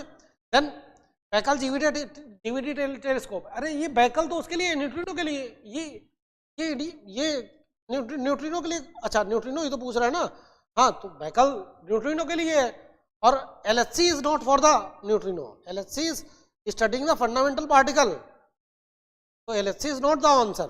One IceCube, then Tamil Nadu, then GVD Baikal. अब देखो इसमें कुछ और ऐड कर लो, अमोरे,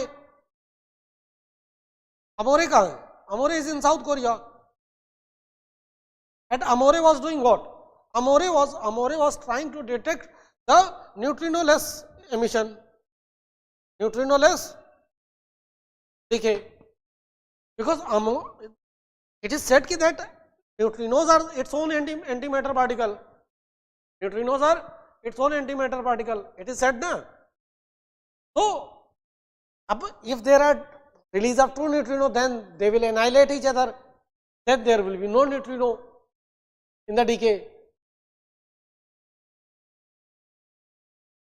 So, this is about the Amore, and here they were using molybdenum 100, molybdenum 100 was they were using, and here we have only 3 that are the correct. हाँ बेटा 30th में क्या देखना था आपको?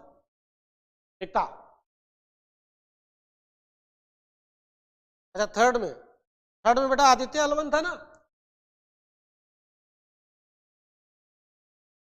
चलो 32nd,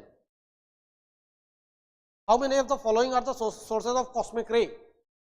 कॉस्मिक रे कहां से आएगी?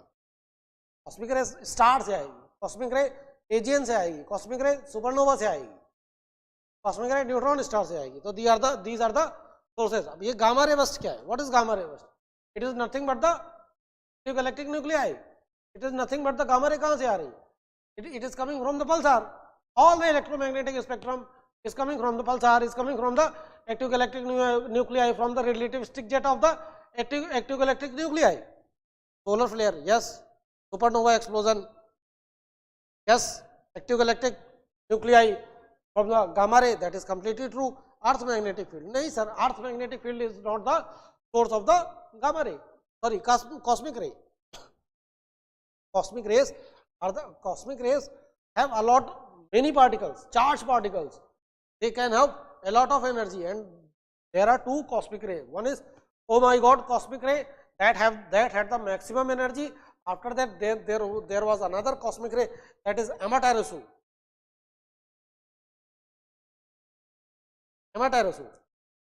It has also a lot of energy, millions time more energy than we can create in the Large Hadron Collider after the collision of 2 protons. So yes, they are natural colliders, particle colliders, particle accelerators. So we have 3 correct. Earth magnetic field is wrong. Then Large Hadron Collider contribution. How many of the following are the achievement of the Large Hadron Collider?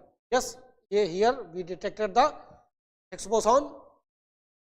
Here we made the quark gluon plasma. It is the primordial state of the matter, and this quark gluon plasma was in the existence just after in the first second of the universe, not after the first second, within the first second of the universe. And this was the time when there was no Higgs field, and when there was quark gluon plasma, these quarks were massless. After this, what happened? There was Higgs. Quarks got the mass because of the Higgs. Yes, first is correct, second is correct. Direct detection of the gravitational wave. To search the gravitational wave, we have K, we have LIGO, we have LISA. It is not about the Large Hadron Collider. Gravitational wave nahi hai. Synthesis of anti-hydrogen. Yes, that thing I have told you. Only 3 are the correct. Next, relativity experiment. How many of the following validated the general theory of relativity? अब देखो यहाँ पे either there will be time dilation, or there will be warping of space time, or there will be bending of the light, or there will be expansion of the universe. These thing will authenticate the general theory of relativity, or the gravitational wave, or the black holes. अब देखो क्या क्या है option में. Time dilation, yes. Light bending, yes. And detection of the gravitational wave by the LIGO, yes. And Then neutrino oscillation. The neutrino oscillation is not predicted by the general. So only 3 are the correct. Then stellar type. How many of the following are the type of the star? Blue supergiant. Yes, blue supergiant are those stars which are very massive, and because they are massive, there will be the speed of the fusion of the hydrogen will be more, and so the light will be on the bluer side, because the frequency will be more of the bluer side. They find variables. So they are variable type of stars. White dwarf, in the end of the life, they become the white dwarf. Quasars, these are quasi-stellar radiation. Quasar are the active galactic nuclei. In a way, you can say quasars are powered by the supermassive black hole. Quasars are powered by the supermassive black hole, which is in the core, which is in the heart of the galaxy. So in a way, you can say yes, quasars can be the stars, but it will be rightly to say that quasars are not the star. It will be rightly to say. So I will take only 3. Rest is up to you. आप किस तरह से इसको calculate कर रहे हो? Because in the quasar we have a lot of many things. Now, how many of the following are the minor bodies in the solar system? Asteroid, comet, Kuiper belt object. हाँ, ये तो सब छोटे-छोटे ही हैं. And gas giant तो बड़ा है. This is planet after the Venus. Sorry, after the Mars, we have all the gas giants, 4 gas giants. Your Jupiter, then Saturn, then your Uranus, then Neptune. Only 3 will be the correct option. How many of the following missions target the Jupiter? We have three major missions which target the Jupiter. First is your Juno of NASA. Juno of NASA, it is a old mission. Then we have JUICE of European Space Agency. JUICE is studying the 3 moons of the Jupiter. कौन से? Ganymede, Callisto and Europa. Then we have Europa Clipper of NASA. This year on October 2024, they have launched the Europa Clipper, and Europa Clipper will study the Europa, that is the moon of Jupiter. Bepi-Colombo is not for the Jupiter, it is for the Mercury. So only 3 will be the correct option. Next, square kilometer observatory. Square kilometer observatory, the goal will map the early universe. Yes, that is completely true. It will study the dark matter distribution, and it will search the extraterrestrial signal. No, it is not the and observing the solar flare in the real time. देखो यहाँ पे क्या है कि will not observe the solar flare. इसका कोई मतलब नहीं है. यहाँ पे solar flare को observe करने के लिए हमारे पास आदित्य L1 है. This SKO will not observe the solar flare. It will map the universe. It will study the dark matter distribution. It will also search the extraterrestrial signals. So only 3 will be the correct option. Mace observatory. Mace is the most important.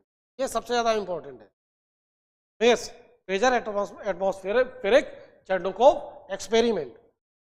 How many of the following are true about the Mace observatory? It is located at Hanle, Ladakh, 43 meters high, and it is the highest, or you can say this Hanle observatory is located in the maximum altitude, that is 43 kilometer high in the Himalayas. And यहाँ पे क्या है? यहाँ पे dark sky reserve. This was the first dark sky reserve of the India. And what is the second dark sky reserve? I think I have told you in the class. Tell me. It is the Asia largest gamma ray telescope, and yes, it will study the universe in the gamma rays. It studied the dark matter and the cosmic rays. Yes, it will study dark matter and also the cosmic ray which are coming in the gamma ray, and those gamma rays, when those gamma rays will interact with atmosphere, with ice, then those gamma rays will be converted into the Chernikov radiation. It operates in the infrared spectrum. नहीं sir, ये तो पूरा gamma ray पे, infrared का काम ही नहीं है. Only 3 will be the correct option. Now next, how many of the following relate to the 2024 discovery in the event? A G5 class solar storm was caused auroras in May 2024. अब देखो ये solar aurora कैसे बन रही? Solar auroras are because of the solar storm. When this solar storm collides with the earth magnetic field, then what happens? There is solar aurora. In the northern hemisphere it can be the aurora borealis, in the southern hemisphere it is aurora australis, the beautiful lightning of the sky. Amateur cosmic ray was detected in 2023, and Parker solar probe was closest approach in 2024, December 2024, that was recent. And Parker solar probe is approximately 6 kilometers away from the sun, 6 million kilometer away from the sun. This is the first main made object which have touched the sun. Actually, literally it is touching the solar corona, and this is the mission of NASA. Then Europa Clipper launched on October 2023. Europa Clipper, yes, it was launched on that October 2024 to study the moon of the Jupiter, that is called your Europa. And Amaterasu cosmic ray was detected on 2020. All the statements are correct. G5 class, Amaterasu, Parker solar probe, and Europa Clipper. Yes, all the statements are correct.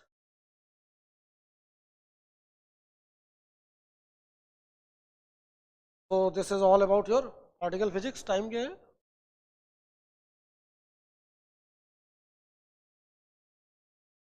Now 10 minute का break लेते हैं और उसके बाद we will start with the your nuclear technology.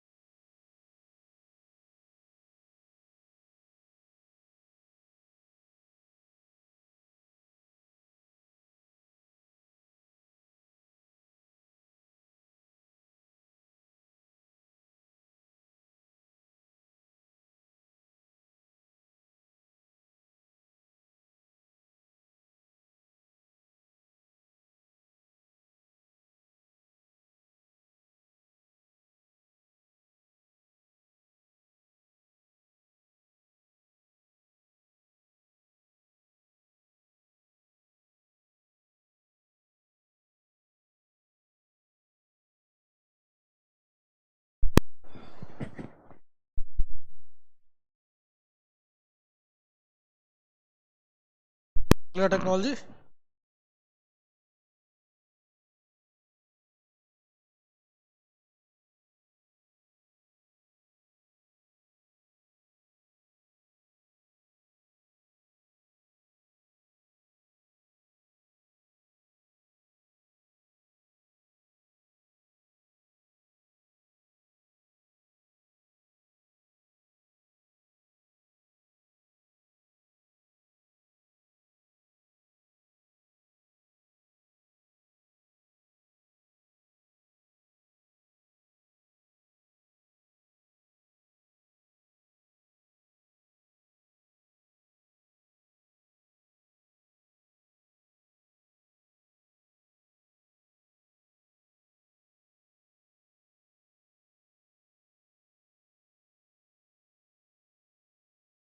So audible and visible.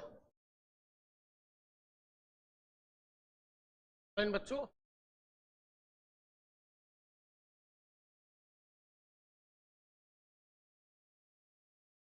Audible and visible.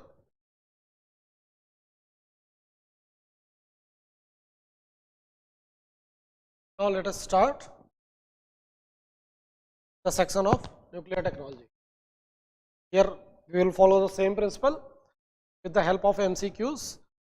We will try to revise the current affairs and the static part, and the speed will be like that only. Speed will be the same because this is the class of revision. Here my speed needs to be in higher side, so that neither yours nor mine time can be wasted. So now let us start with the nuclear technology. First and foremost, very ancient concepts. First question, consider the following statement regarding the historical development of the atomic theory. Acharya Kanath. Who was Acharya Kanath? Actually, he was from the Vaiseshik school of Indian philosophy. There are 6 schools of Indian philosophy, out of which Vaiseshik school was one. Proposed Anu as indivisible unit in ancient Indian philosophy. Yes, this is the correct statement. And that was the same time when Democritus in the Greece, he also told that the atom cannot be divided into further units. Then Dalton came in the 19th century. Dalton came. Dalton propounded with the observation that atoms are solid sphere and they cannot be divided. It means that they have no subatomic particles. That this was said by Dalton. Then after the Dalton, Mr. J.J. Thomson came with the Plummet coding model, and he also discovered the electron. Then Niels Bohr came. Niels Bohr introduced the quantized electron orbits. Then there was the emergence of the quantum mechanics. At the same time, there was emergence of the quantum mechanics, and quantum mechanics says that electrons have the dual nature. One is nature of particle, another is nature of wave. So this is also correct. Quantum mechanics treats the electron as the probability waves rather than the fixed particles. So here all the statements are correct. Next question. With reference to the isotope radioactivity, consider the following statement. Isotopes and radioactivity. So go isotopes. What are the isotopes? The isotopes, we have number of proton same. Number of proton will be same, but number of neutrons will not be same. It means their atomic number will be same, their atomic mass will be different. Atomic number will be same and atomic mass will be different. And we have many isotopes. That isotopes of uranium U-235, U-238, U-233. These are the isotopes of uranium. Then we have carbon, carbon 12, carbon 14. Then we have a lot of many different type of isotopes. अब इसको पढ़ लेते हैं. Isotopes have the same number of the proton and differ in the neutron. That I have already told you that it is correct. Carbon 14 is a stable and used in detecting the ancient artifacts. Yes, this is correct that carbon 14 is used in detecting the ancient artifacts. But the problem with this statement is that this is saying that carbon 14 is stable. That this is a radioisotope. This is a radioisotope. It is not stable. It decays. It decays, and the half life of the carbon is approximately more than 5000 years. So this is wrong. Then radioisotope like cobalt-60 are used in the medical radiotherapy. Cobalt emit the gamma rays, and with the emission of the gamma ray, we can kill the cancer cell. Yes, this is correct. Alpha decay. Alpha decay reduces the atomic number by 2 and atomic mass by 4. Alpha decay is what? Decay of doubly charged helium particle, doubly charged helium nuclei. So this is correct. Gamma rays are the high energy photons, Gamma rays are rays, they don't have any mass. They are the high energy photons that do not alter the atomic mass or the atomic number. This is correct. So here we are talking about isotopes, we are talking about the radiation, we are talking about alpha decay, helium nuclei, then beta decay, decay of the electron, then gamma decay, only rays, only charged photons, only high energy photons. So here the second statement is correct. So 1, 3, 4, 5 are the correct statement. Next, consider the following statement about the nuclear fission and the reactors. Uranium-235 is the only natural occurring fissile isotope. अब देखो fissile and fertile.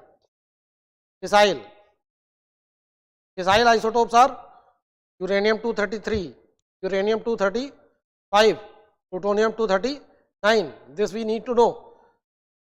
233 and 239, plutonium-239.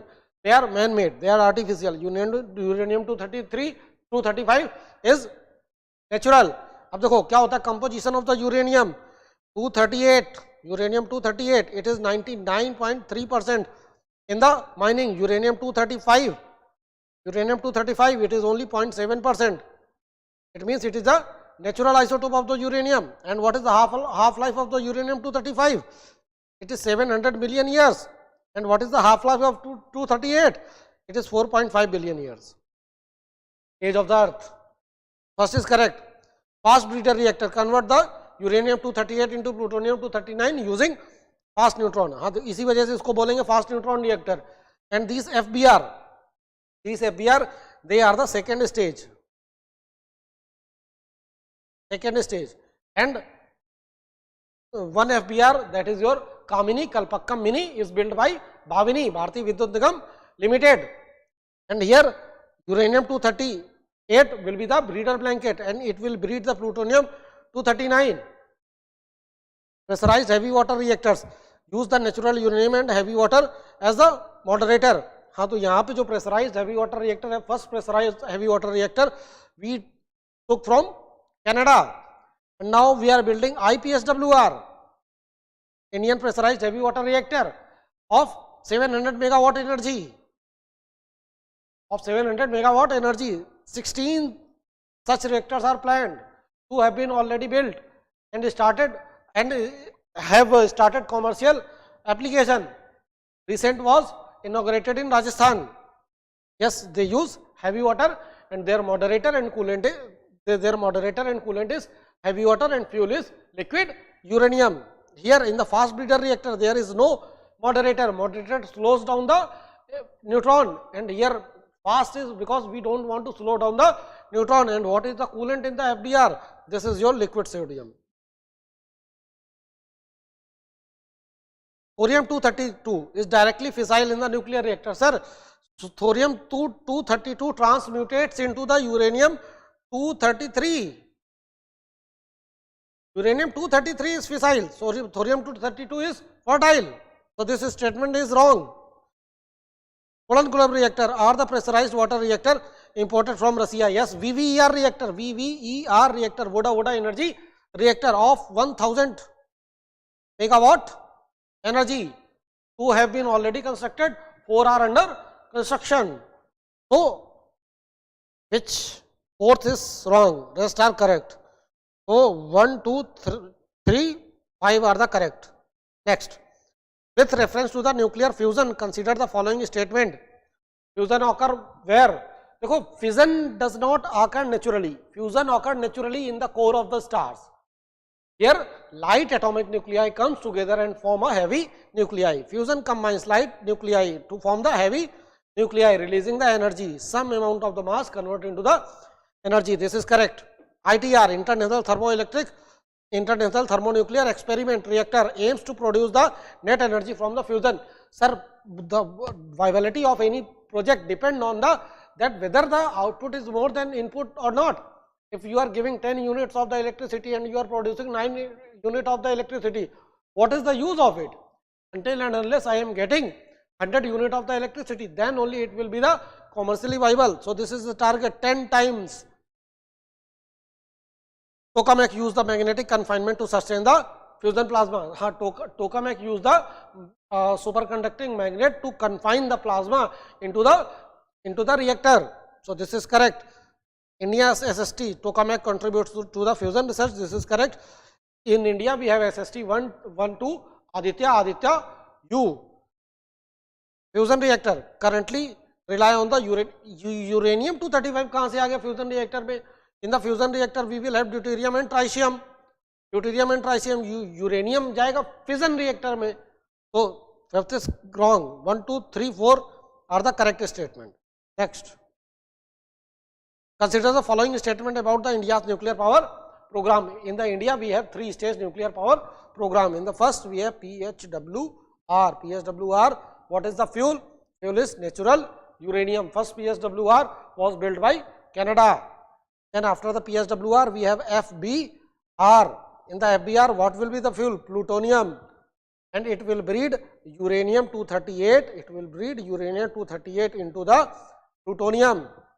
And it can also breed thorium 232 into uranium 233. Then we have third stage. In the third stage, we will have advanced heavy water reactor. In the advanced heavy water reactor, uranium 233 will be as the fuel and it will breed thorium into the uranium, and here the moderator and coolant will be different. In the advanced heavy water reactor, the moderator will be heavy water H2O and coolant will be H2O, light water.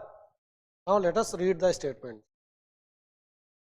India has a 3-stage nuclear power program aimed to utilize thorium, because we have the ample amount of the thorium reserve, so that we can operate 400 nuclear reactor for next 500 years.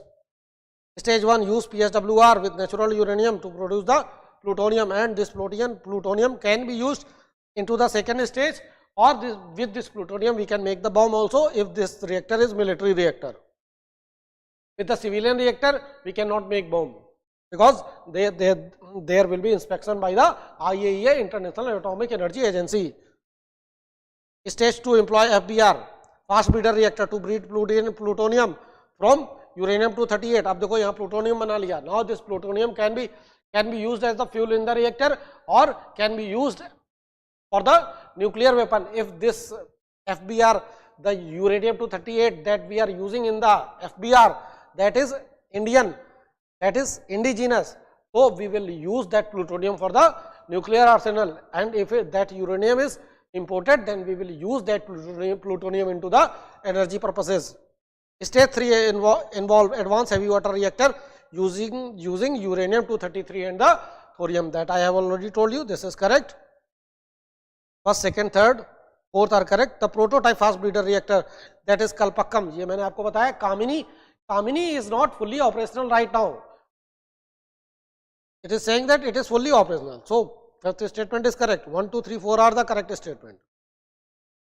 Next. And Kamini is being built by Bhavini. I think I have told you. देखो, जो भी reactor uranium based है, uranium based reactor. These reactors, the operator of this reactor will be your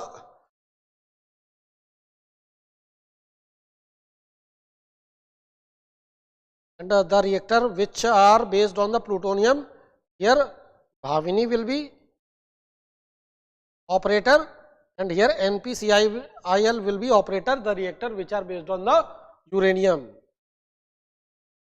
With reference to the nuclear safety and the waste, consider the following statement. अब देखो, nuclear safety and the waste, there are certain incident in the nuclear reactor. One was into the 3 Mile Island, and another was in the Chernobyl, and another was latest was in the Fukushima, Japan. So this raises the concern whether these nuclear reactors are safe or not. Spent fuel can be reprocessed to recover plutonium and uranium. For that, we will be needing the reprocessing technology that we don't have. And reprocessing will happen in the closed cycle.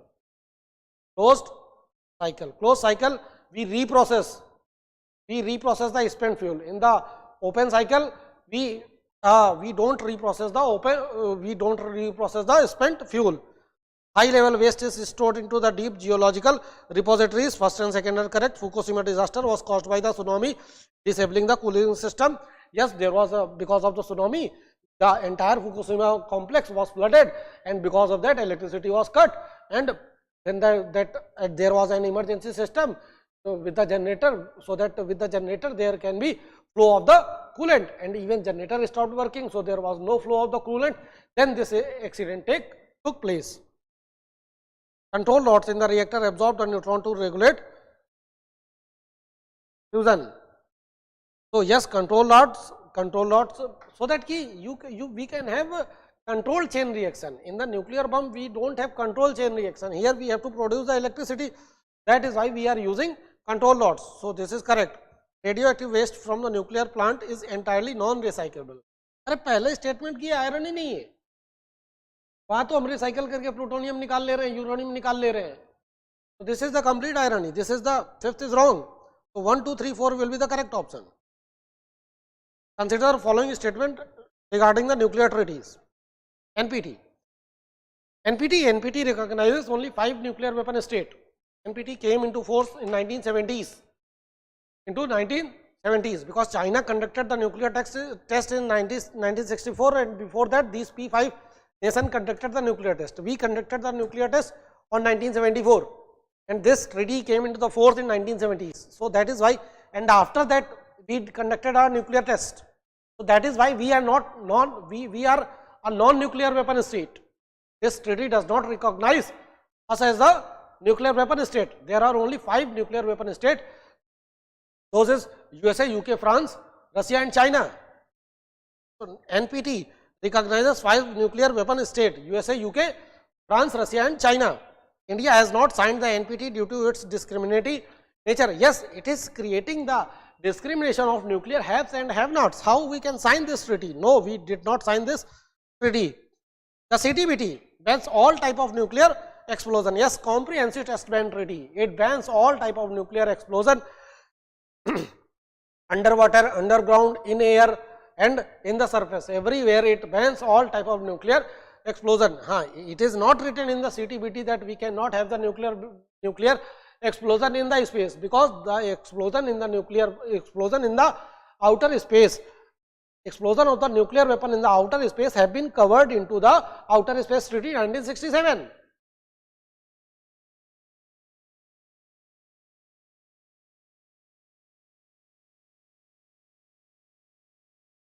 So CTBT, I told you about the CTBT. India signed the CTBT in 1996 but not ratified. No sir, India have never signed CTBT. तो ratify करने की बात ही नहीं है. The Fissile Material Cutoff Treaty aims the ban of fissile material production of for the weapon. देखो fissile material ये भी India ने साइन नहीं किए. And yes, as the name suggests, it bans for the production of the fissile material. अब there was problem. अब first question was what is fissile material.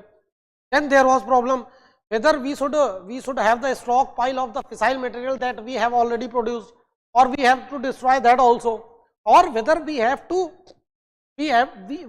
stop for the further production of the fissile material. So that is why this treaty also did not come into the force. Fissile Material Cutoff Treaty ban the fissile material production of the weapon. This is correct. 1, 2, 3, 5 are the correct. Next question. With reference to the application of the nuclear technology, consider the following statement. Now this is the application of the Fissile Material Cutoff Treaty, because there was no clear cut things, and there was one more thing, who will do the inspection and how there will be inspection. So developed world was saying in the Fissile Material Cutoff Treaty, that IAEA will do the inspection, and in which places it will do the inspection. For the non-nuclear weapon state, IAEA will tell, and for the nuclear weapon state, those states will tell where to go. So it was very discriminatory ना बच्चा. That is why we did not sign it. अब अगर treaty sign करनी है तो बिल्कुल बराबर होना चाहिए ना सबके लिए कि कहाँ ये जाएगा. वो कोई वो सबके लिए बराबर होना चाहिए। ऐसा नहीं होना चाहिए ना कि एक के लिए वो बता रहे हैं कि हमारे यहाँ तुम यहाँ आओगे, और जब हमारे यहाँ आना है, इंडिया में आना है, तब आइए ये बताएगा कि कहाँ आएगा। तो that is why we did not sign it, और इसी वजह से वो कभी फोर्स में आ नहीं पाई। एंड सीटीबीटी में there was threat to the sovereignty, कि उनकी inspection mechanism was against our sovereignty. हाँ चलो बेटा, with reference to the application of the nuclear technology consider the following statement. First is technetium 99M।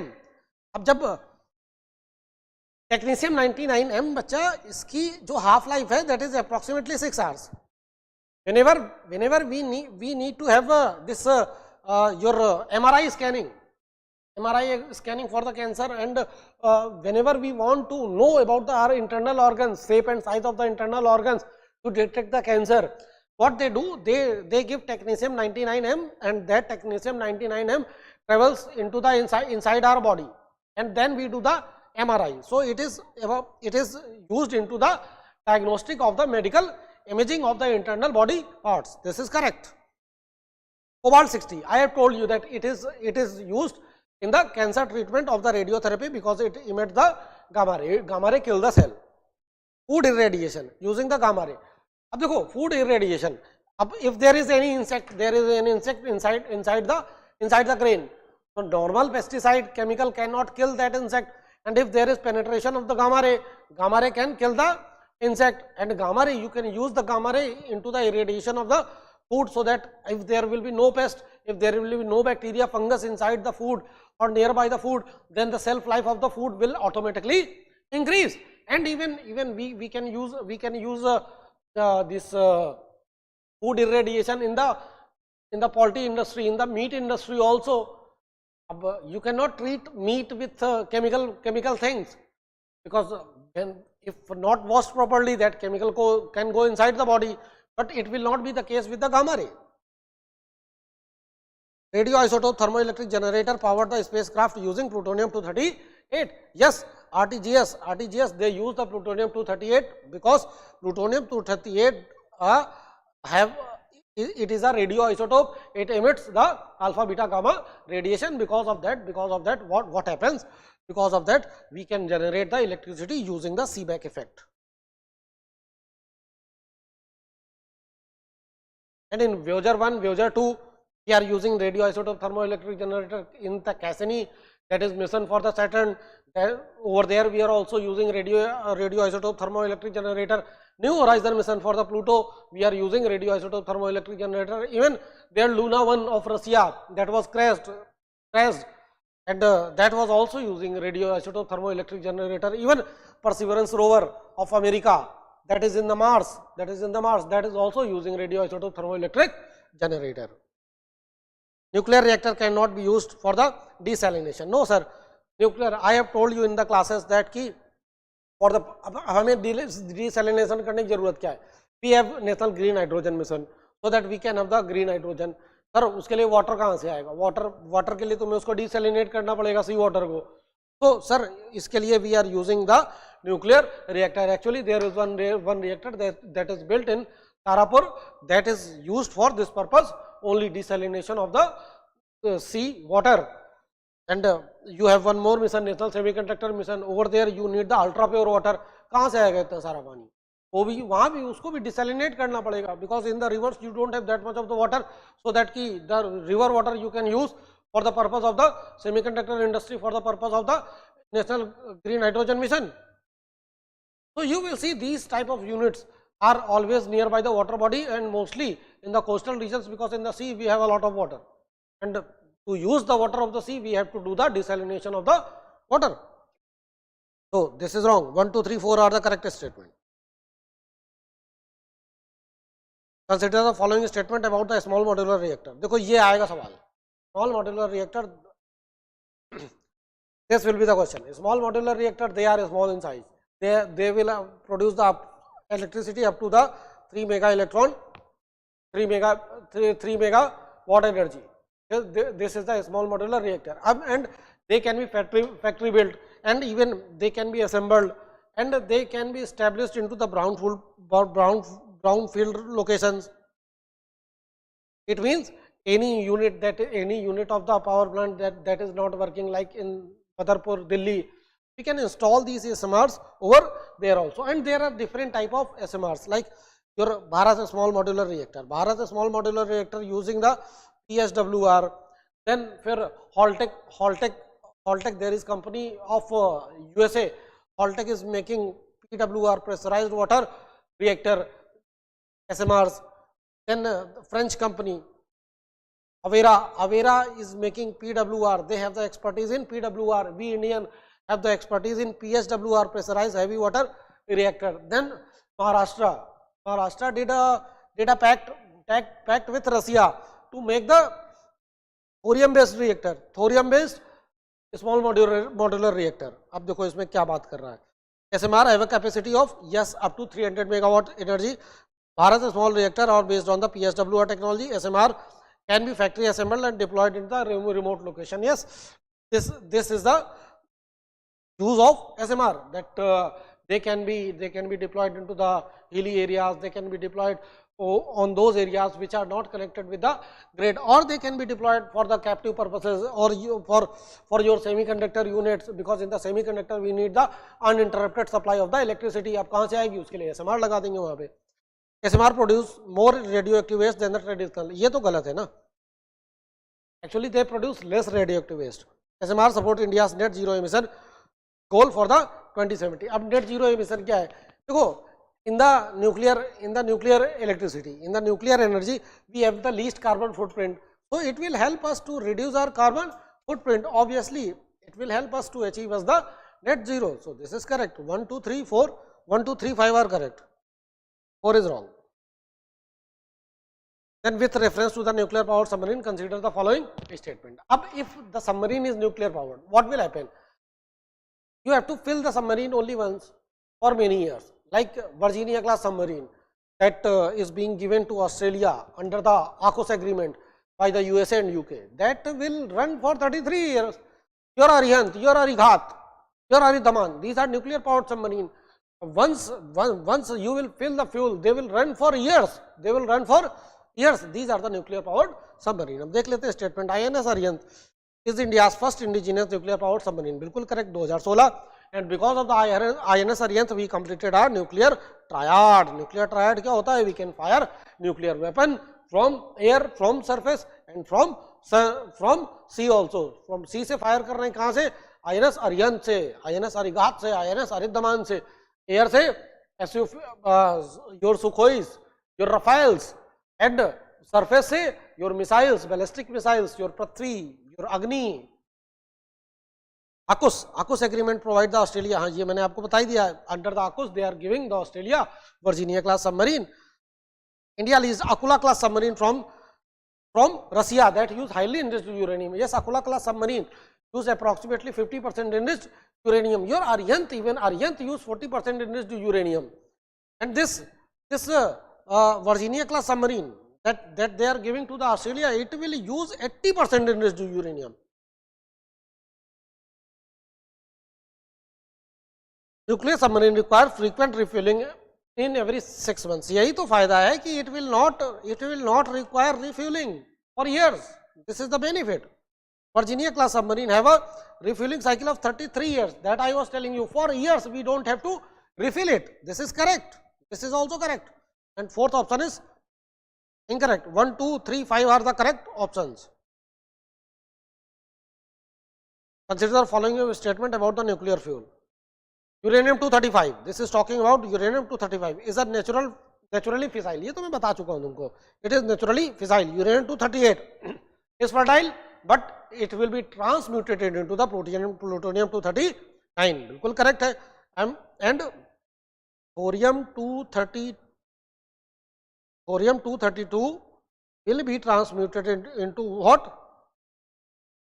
It will be transmuted into uranium-233. Next statement, thorium-232 is fissile. No sir, it is fertile. It is fertile and directly used in PSWR. नहीं, यहाँ पे हम natural uranium का use करते हैं. This is wrong. Plutonium-238, 239 is produced in FBR using uranium-238.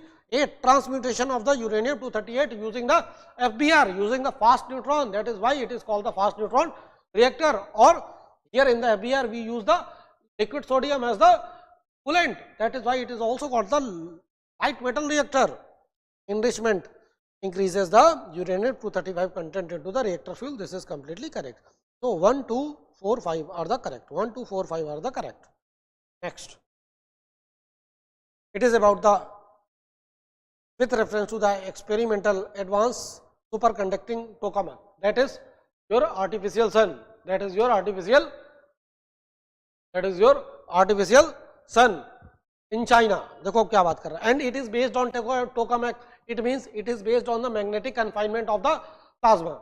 And in the tokamaks, what is the target? देखो, in the earth we cannot create that much of the pressure that is in the core of the sun. The temperature of the core of the sun is 15 million degrees Celsius.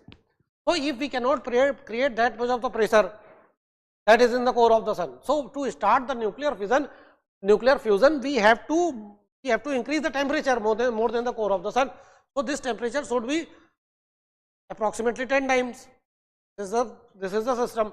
And after that what happens? There should be sustained plasma. फिर next thing. अब पहले तो temperature चाहिए तुम्हें 10 times, और फिर then your electricity that we are making, the output must be 10 times more than the input. This should be the output, 10 times more than the output, then the input. Then only it will be commercially viable. Otherwise, it won't be commercially viable. Now let us read the statement. East is known as China's artificial sun. Yes, that is there. This is correct. It focuses on advancing nuclear fusion technology. हाँ तो इसी के लिए तो है ना, nuclear fusion के लिए. East has achieved the plasma temperature exceeding 100 million degrees Celsius. हाँ, recently it has achieved 120 million degrees Celsius. This is correct. It uses magnetic confinement of the plasma on the fusion reactor. This is correct. East is a fission based. अरे यार, पहला statement दूसरा statement बोला fusion, चौथा बोला it is fission, पांचवा बोला it is fission. So how it can be both? It is not fission, it is fusion. So 1, 2, 3, 4 are the correct options. Next, India's nuclear governance. अब देखो, nuclear governance. Here we have the Department of Atomic Energy, then we have an Atomic Energy Commission, then we have your some operators like your NPCIL, then your Bhavini, and then we have Atomic Energy Regulatory Board. What is the function of each of them? You can see the Department of Atomic Energy, it will oversee the nuclear program. Department of Atomic Energy comes under the PMO. It will direct report to the PMO, and the Secretary of the Department of Atomic Energy becomes the ex officio chairman of the Atomic Energy Commission. And Atomic Energy Commission, it will set the target that how much nuclear electricity we can generate. Now अभी budget में जब सीतारामन जी ने बोला कि till 2047 we will generate 100 gigawatt of the nuclear electricity, तो किसने set किया? This target is set by the Electronic Energy Commission. Then your operators like your NPCIL. NPCIL will operate the uranium based reactor. Then your Bhavini, it will run the plutonium based reactor. This is correct. First is correct, second is correct, third is correct. Then Bharatiya Vidyut Nigam Limited. Bharatiya Vidyut Nigam Limited, it will manage FBR. FBR is based on plutonium. Then this is also correct. Then Atomic Energy Regulatory Board is under the DAE and lacks the, देखो कहने को तो it is independent body. It is independent body. As per this statement will be wrong that Atomic Energy Regulatory Board comes under DAE. But what happens ki more than 90% of the workforce of the Atomic Energy Regulatory Board comes from the DAE. So indirectly you can say ki it is not independent, but directly it is independent. Directly it works independently. So this statement is wrong. In the policy papers it is independent. So, but we are saying that we should have a law and we should have a statutory body for the regulation of the atomic energy. But that law have not seen the day of the light till the date. So 1, 2, 3, 4 will be the correct option. And next is Nuclear Liability Act in India. Because this is the most important question from the, sir इसका PDF आपको यहीं से मिल जाएगा. यहाँ पे upload हो जाएगा class के बाद, लिंक विंक दिया जाएगा, उससे आप डाउनलोड कर लीजिएगा. Ayush, are we clear? With reference to the nuclear liability in India, consider the following statement. देखो अब न्यूक्लियर लाइबिलिटी का बच्चा बताया तो आपको, यहाँ पे लिंक अपलोड कर दिया जाएगा, वीडियो के नीचे एक डिस्क्रिप्शन होता है ना, वहाँ पे कहीं पे लिंक अपलोड कर दिया जाएगा और वहाँ से आप PDF डाउनलोड कर सकते हैं. Just after the class that link will be uploaded with reference to the, बस थोड़ी देर की क्लास और बची है. With reference to the nuclear liability in India consider the following statement. अब देखो nuclear liability, if you are going to build the reactor then there might be chance of the nuclear accident, and because of the nuclear accident there should be liability. Now there are two things in the nuclear reactor. There will be, one will be supplier, another will be operator. Supplier will be like the companies which makes the reactor, like Avira make the reactor, like Westinghouse in USA, they make the reactor, like General Electronics, they make the reactor. So these companies are supplier, and Avira in France, these companies are supplier. Operator are what? Who operate the reactor, like your NPCIL, like your Bhavini, these are the operator. Now we will read about the Nuclear Liability Act. It is saying that civil liability for the Nuclear Damage Act caps the operator liability at 1500 crore. Yes, this will be the fine if there will be any patent defect or the latent defect. This will be the fine of 1500 crore. अब देखो इसके बाद क्या है कि this is the fine for the operator. But now what operator can do? Operator can sue the supplier that because of this defect, there was nuclear accident. Now supplier have to pay fine to the operator, then operator will pay fine. Operator can sue the supplier for the defective equipment. ये मैंने बता दिया. India joined the Convention on Supplementary Compensation Act in 2016. Yes, to fulfill the condition of the nuclear liability. देखो, this is the international convention on the supplementary compensation. This is a international convention. So we have to join some convention if you want to fulfill all the criteria. So India joined this convention, and because of this convention, India will pay some premium to each and every reactor to this fund, and in the case of any nuclear accident, this fund can be withdrawn. The Indian Nuclear Insurance Pool address the liability concern. अब देखो, on 2010, when we passed this act, this your civil liability act, what happened then? USA and Russia and France, they got angry with us because here we fixed the liability and we said ki operator can sue the supplier, but USA, Russia and France said, sir, this is against the international norms. Over there supplier is not responsible, and you are saying that we should give you the 1500 crore rupees for any problem in the reactor. No sir, this is not the case. हम केवल पैसा लेते हैं, हम देते नहीं है. तो फिर हमने क्या किया, अब फिर उन्होंने बोला हम रिएक्टर ही नहीं देंगे, और इस वजह से कोई रिएक्टर नहीं है उस टाइम पे. फिर हमने क्या किया, to satisfy them, we made Indian Nuclear Insurance Pool. Now we said ki in this Indian Nuclear Insurance Pool, for every reactor we will have the insurance amount of 1500 crore, and that will be paid by the government and some company, and the companies will issue the bond in the market. So this was Indian. अब और उसके बाद देखो, उसके बाद क्या होता है, फिर हमारे रिलेशन यूएसए के साथ ठीक होना स्टार्ट हो जाता है. फिर ओबामा विल विजिट, फिर we will try to get the membership of NSG. Then Modi ji will go to the China, but Jinping will deny and Jinping will vote against us. So this is also correct. The act apply to the military nuclear reactor installation.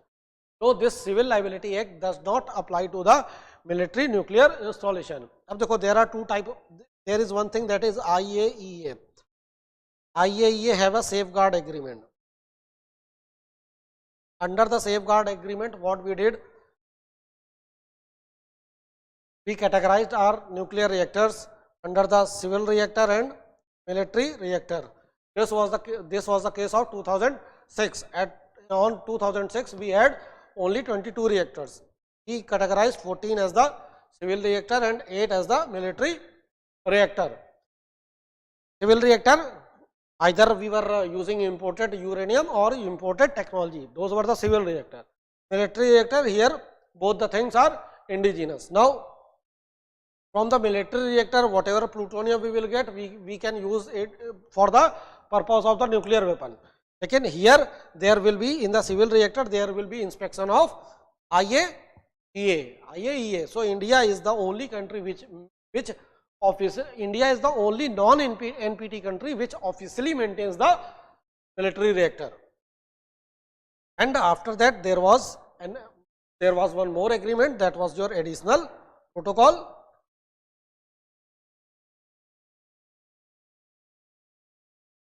So, yes, now this fifth is wrong.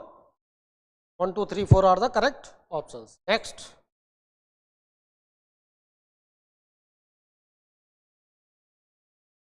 Operation smiling Buddha 1974. देखो पहला वाला क्या था, smiling Buddha 1974, because the day was the day of Buddha Purnima. Then second was operation Shakti 1998, operation 1974 at the time of madam Indira Gandhi, and the second nuclear explosion 1998 at the time of honourable mister Atal Bihari Vajpayee ji, and that was operation Shakti. First was operation Buddha. Operation Buddha 1974 was India's first nuclear test, termed as the peaceful nuclear explosion. That is completely correct. Operation Shakti 1998 included both fission and thermonuclear device. Yes, there were 4 fission devices, 1 thermonuclear device, and the thermonuclear device had the 43 kilotons of the TNT yield. 19 ये है तो option. India declared a moratorium on the nuclear testing after 1998. देखो after 1998 what happened? Sanction, USA started putting sanction, then each every Tom, Dick and Harry started putting sanction over us. Then Mr. Vajpayee came forward. Mr. Vajpayee said that we are putting self moratorium sanction, we are putting self moratorium, then that we are not going to test further nuclear weapons. ये हम अपनी मर्जी से कर रहे हैं, ये किसी के प्रेशर में नहीं कर रहे हैं. We are not signing any treaty. But we are saying that we are a responsible nuclear power. हमको जो स्टडी करनी थी, हमको जो दुनिया को दिखाना था, that we have shown. Now we will see the responsible, we will show the responsible behaviour. That is why we are putting the self moratorium over us. And after that mister Vajpayee on 2003 will come with the Indian nuclear doctrine. अब nuclear doctrine में क्या है? No first use, that we will not be that country who will fire the nuclear weapon primarily in the first use. It is no first use.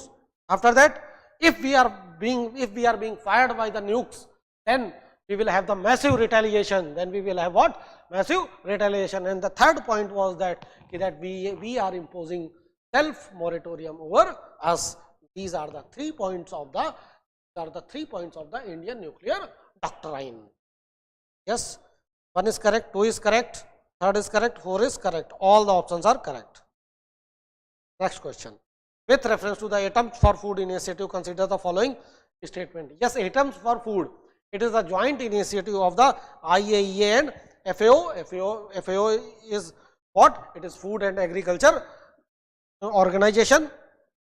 Irradiation extend the shelf life by eliminating pest. ये मैं आपको बता ही चुका हूँ अभी.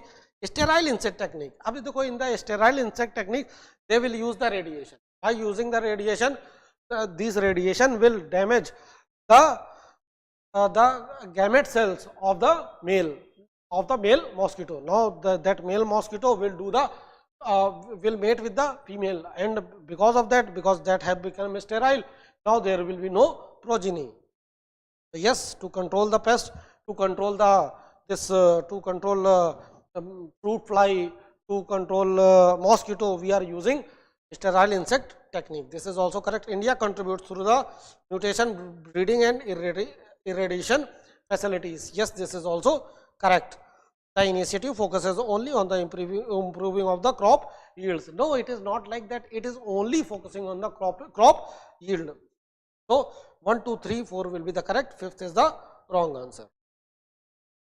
Next, consider the following statement about the radiometric dating. Radiometric dating क्या है? यहाँ पे we will use the radio isotope. When we are using radio isotope, and there are many radio isotope. First is carbon 14. Carbon 14 को use कर रहे हैं हम, so that we can determine the age of the organic material, and it is up to 50,000 years old, because the half life of the carbon 14 is approximately 5,000 years. So here we are using carbon 14. Then we have potassium argon dating. Potassium argon dating, we study the potassium argon dating.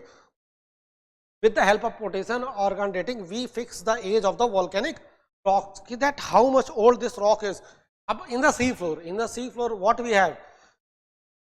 We have a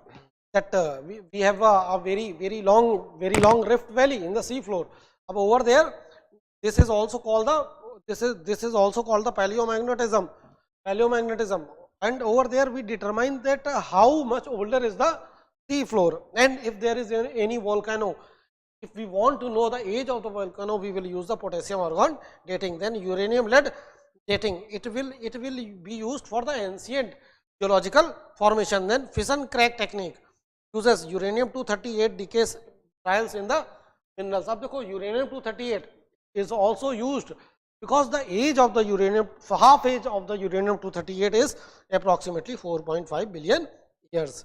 Radiometric dating is unreliable due to fluctuating decay. देखो अब ये क्या बोल रहा है, fluctuating decay? No sir, the decay is very stable. Decay is very stable. It is not fluctuating. So this fifth statement is correct. 1, 2, 3, 4 will be the correct option. Next, with reference to the nuclear cooperation agreements, consider the following statement. देखो अब क्या हुआ कि after the second atomic weapon, USA was the first country, actually Russia was the first country with whom we signed the nuclear cooperation agreement. Then we signed the nuclear cooperation agreement with USA, and that is also known as the 1, 2, 3 agreement. Actually they amended their Atomic Energy Act 1954. They amended section 1, 2, 3, and over there it was written that USA can do the nuclear trade only with those countries which have signed NPT and precedent is satisfied. They amended this article of the Atomic Energy Act. Then after that we signed the nuclear cooperation agreement with the France, with the Japan, with the Kazakhstan, with the Namibia, with the Australia, and many more other countries. Recently we signed this NCA with I think UAE also. So these are the nuclear cooperation agreement in which we will try to share the technology or share the fuel. So India has signed the nuclear cooperation agreement with France, Russia, USA under the for nuclear technology. This is correct, because France, Russia and USA can give us the nuclear technology, and we are not going to sign the nuclear cooperation agreement with the China, because China is not going to give us the technology. अगर देगा भी तो खराब देगा. Indo-US 1, 2, 3 agreement allow the civil nuclear trade without the non-NPT membership. अब देखो यार, till the date we are not the member of NPT, we did not sign the NPT, so that is why the act was amended, and on that act it was written except India. It means that except India, if USA want to share the technology with others, then that member must sign NPT. So yes, we are the non-NPT member with whom USA is sharing the technology. Indo-Japan deal includes the technology transfer for the reactor and the component. Yes, that is correct. Agreement with the Australia and Canada. अब देखो Australia and Canada they have ample amount of uranium. तो वहाँ से हमें क्या लेना है, वहाँ से हमें टेक्नोलॉजी नहीं चाहिए. Technology will come from USA, technology will come from USA और रसिया और France. From Australia and Canada we will have uranium. From Kazakhstan we will have uranium. From Namibia we will have uranium. India's nuclear deal aims solely for the military reactor. No sir, this nuclear cooperation agreement are not for the military reactor. They are for the civil reactor. याद करो, imported technology, imported uranium, civil reactor, not the military reactor. तो ये तो अपने आप गलत हो गया. 1, 2, 3, 4 are the correct option. Consider the following statement comparing nuclear and renewable energy. अब देखो कंपेयर करो न्यूक्लियर एंड रिन्यूएबल एनर्जी को. Nuclear renewable like your solar, like wind. अब solar wind you cannot rely on solar and wind, because if there will be cloudy season, there will be no solar energy. If there is no wind, there will be no wind energy. You cannot rely, that is not reliable, but nuclear energy, that is completely reliable. Then if you want to install a nuclear power plant, and if you want to install the same capacity of the solar power plant or the wind power plant, so wind power plant and solar power plant, they will take a lot of area. Then the material residue, and in the nuclear energy we have radioisotopes. Radioisotope will be as the residue that can harm. But in the solar also, here we will have less residue.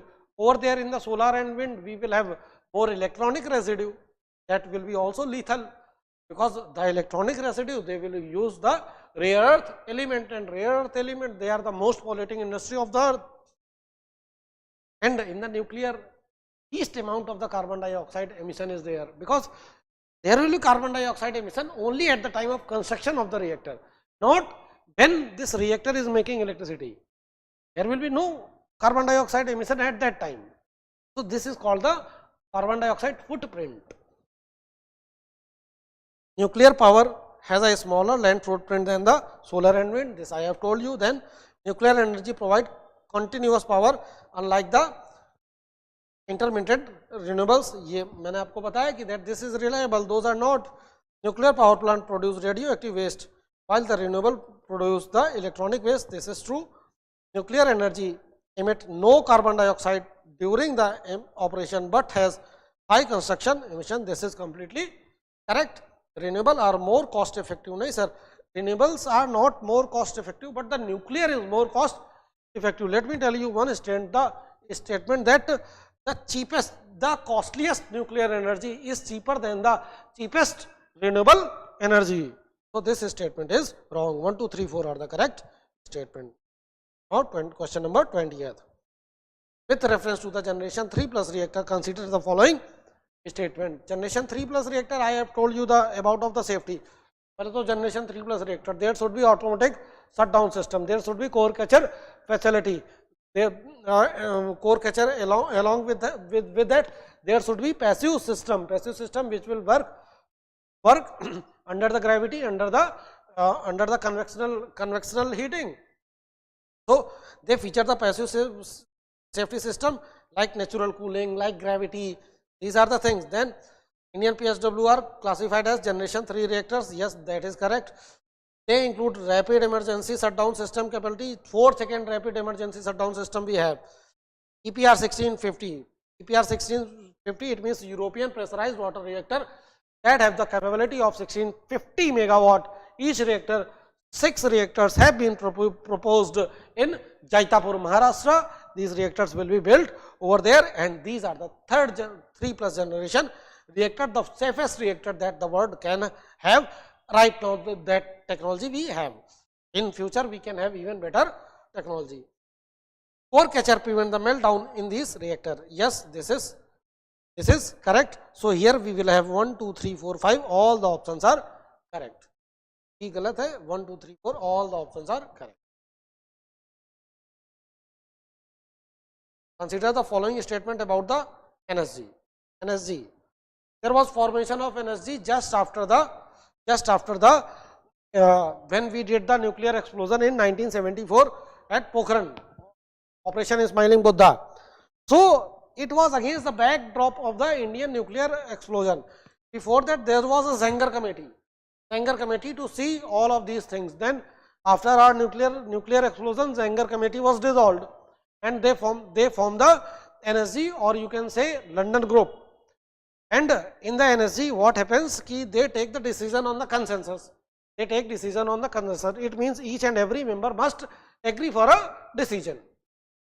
And if you are member of NSG, can the member countries can share technology along with the technology they can share the nuclear fuel with you. This is the NSG. अब now देखते हैं इसमें. NSG was formed in the response of India's 1974 nuclear test by resolution of the Zenger Committee. This is completely true and NSG को ही हम London Group भी बोलते हैं. It regulates the nuclear export to prevent the proliferation that I told you, technology and the technology, export of the technology or export of the nuclear fuel is being regulated by the NSG. India received as NSG waiver in 2008 for the nuclear trade. अब देखो nuclear corporation agreement sign किया USA के साथ, France के साथ, रसिया के साथ, Japan के साथ. अब now USA amended the nuclear atomic energy act. अब USA is saying that we can share the technology with you, लेकिन USA is also member of NSG. Over there can not share the technology with the non NSG member and India was non NSG member. तो sir we needed NSG waiver to अब वो deal को reality में कैसे तब्दील करते हैं, to make that deal a reality from USA, from France, from Russia.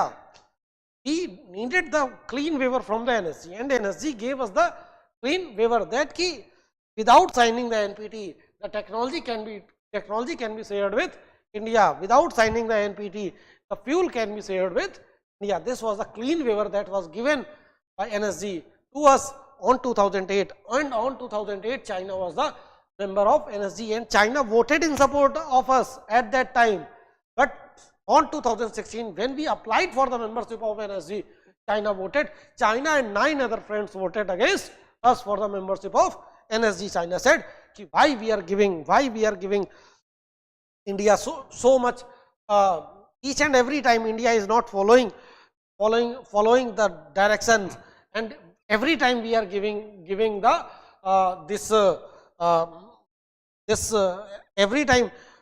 every time we are giving India the exception each and every time. Why one country should get exception each and every time? NSG membership require the NPT adherence. So it is not only one clause that it requires the NPT adherence. There are many other things that is required for the membership of NSG, like if you have signed NPT, if you have the capability to transfer the technology, if you have capability to deal with the nuclear fuel, and if you are the signatory of nuclear weapon free zone. So these are other conditions. It is not only NPT. So I will mark it wrong. So 1, 2, 3 are the correct options. China opposed India in the NSG membership bid. ये देखो 2016 वाली बात है यहाँ पे. 2016 में against में China ने वोट किया था, एंड 2008 में China voted for us, in support of us. So 1, 2, 3 and 5 are the correct options. Now next, with reference to the comprehensive test ban treaty CTBT. Now CTBT, what happens in the CTBT? CTBT ban all nuclear explosion globally. Yes, that is completely correct. I think I have told you about the CTBT. It requires the ratification of 44 nuclear capable states to enforce. 44 को क्या करना पड़ेगा? Sign और ratify करना पड़ेगा. India have neither signed nor ratified it. India has not signed CTBT, citing the sovereignty issue, because their inspection mechanism threat the sovereignty of India. The treaty was enforced in 1996 after the adoption. देखो यार 44 nuclear weapon state का sign and ratification चाहिए.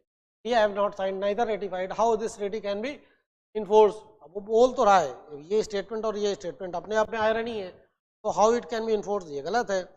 The International Monitoring System IMS detects the nuclear test, and this IMS can use satellite, can use drones and some other things.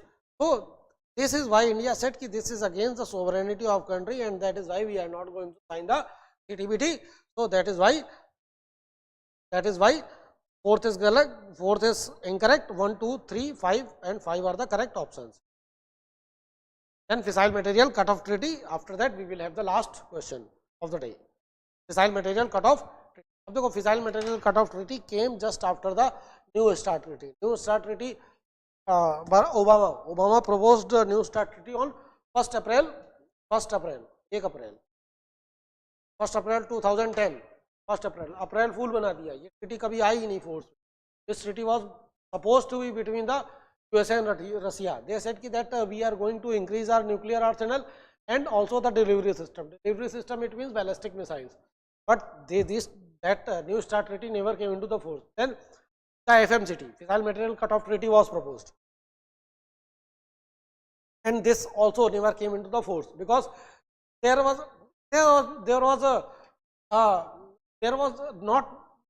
no consensus that what is fissile material.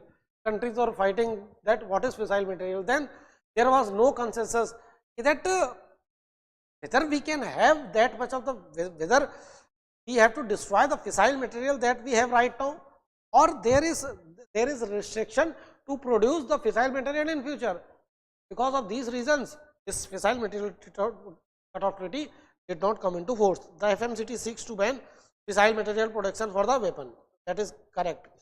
It is legally binding treaty enforced by the UN. No, it is not legally binding. India supports FMCT but wants to retain the existing stock. Yes, is the correct. Negotiations are stalled over the scope and verification issue. अब इसमें verification issue, इसमें उन्होंने बोला nuclear weapon state will tell IAEA where to inspect, and non-nuclear weapon state like India, here IAEA will tell where to inspect. So this was the problem. This here the negotiation solved. He said that there should be equal mechanism for all. It should not be like this कि एक जगह आप बता रहे हो, एक जगह IAEA बता रहा है. It complements the NPT's non-proliferation goal. Yes, that is completely true. It will complement the NPT's non-proliferation goal. 1, 3, 4, 5 are the correct option. Second is wrong. Now, last question of the day. With reference to the India's nuclear doctrine, consider the following statement. India follow the no first use that I have told you. In the no first use, we have credible minimum deterrence, and in the no first use also we have one thing: if we are attacked by the nukes, then we will have the massive retaliation. These are the three things for the no first use, and no first use is for everyone, not only for the non-nuclear states. It is also for the nuclear weapon states, because China also have no first use. Pakistan have first use. So against Pakistan also we have no first use. It doesn't matter whether the next country have the first use or no first use. And to save our citizens from the first use of those countries, we have air defense systems. And doctrine emphasize the credible minimum deterrence that I have told you. Nuclear triad enable the delivery from land, air and sea. That I have told you. From land, your Agni system, your Prithvi system. Then from sea, Aryant, Arigat. In the Aryant, we have two missiles. One is your K-15 Sagarika. K-15 Sagarika range is 750 km. Then K-4 range is 3500 km. These two are the ballistic missile which can deliver the nuclear weapon.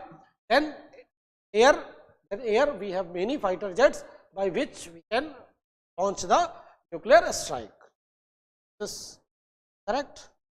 This is correct. This is correct. Fourth is incorrect. India has upheld the attesting moratorium on 1998. हाँ ये तो बात हम कर ही चुके हैं. So 1, 2, 3 and 5 are the correct options. So thank you very much, and you will get the PDF here as soon as possible. And if you want to say something, you can comment on the comment box.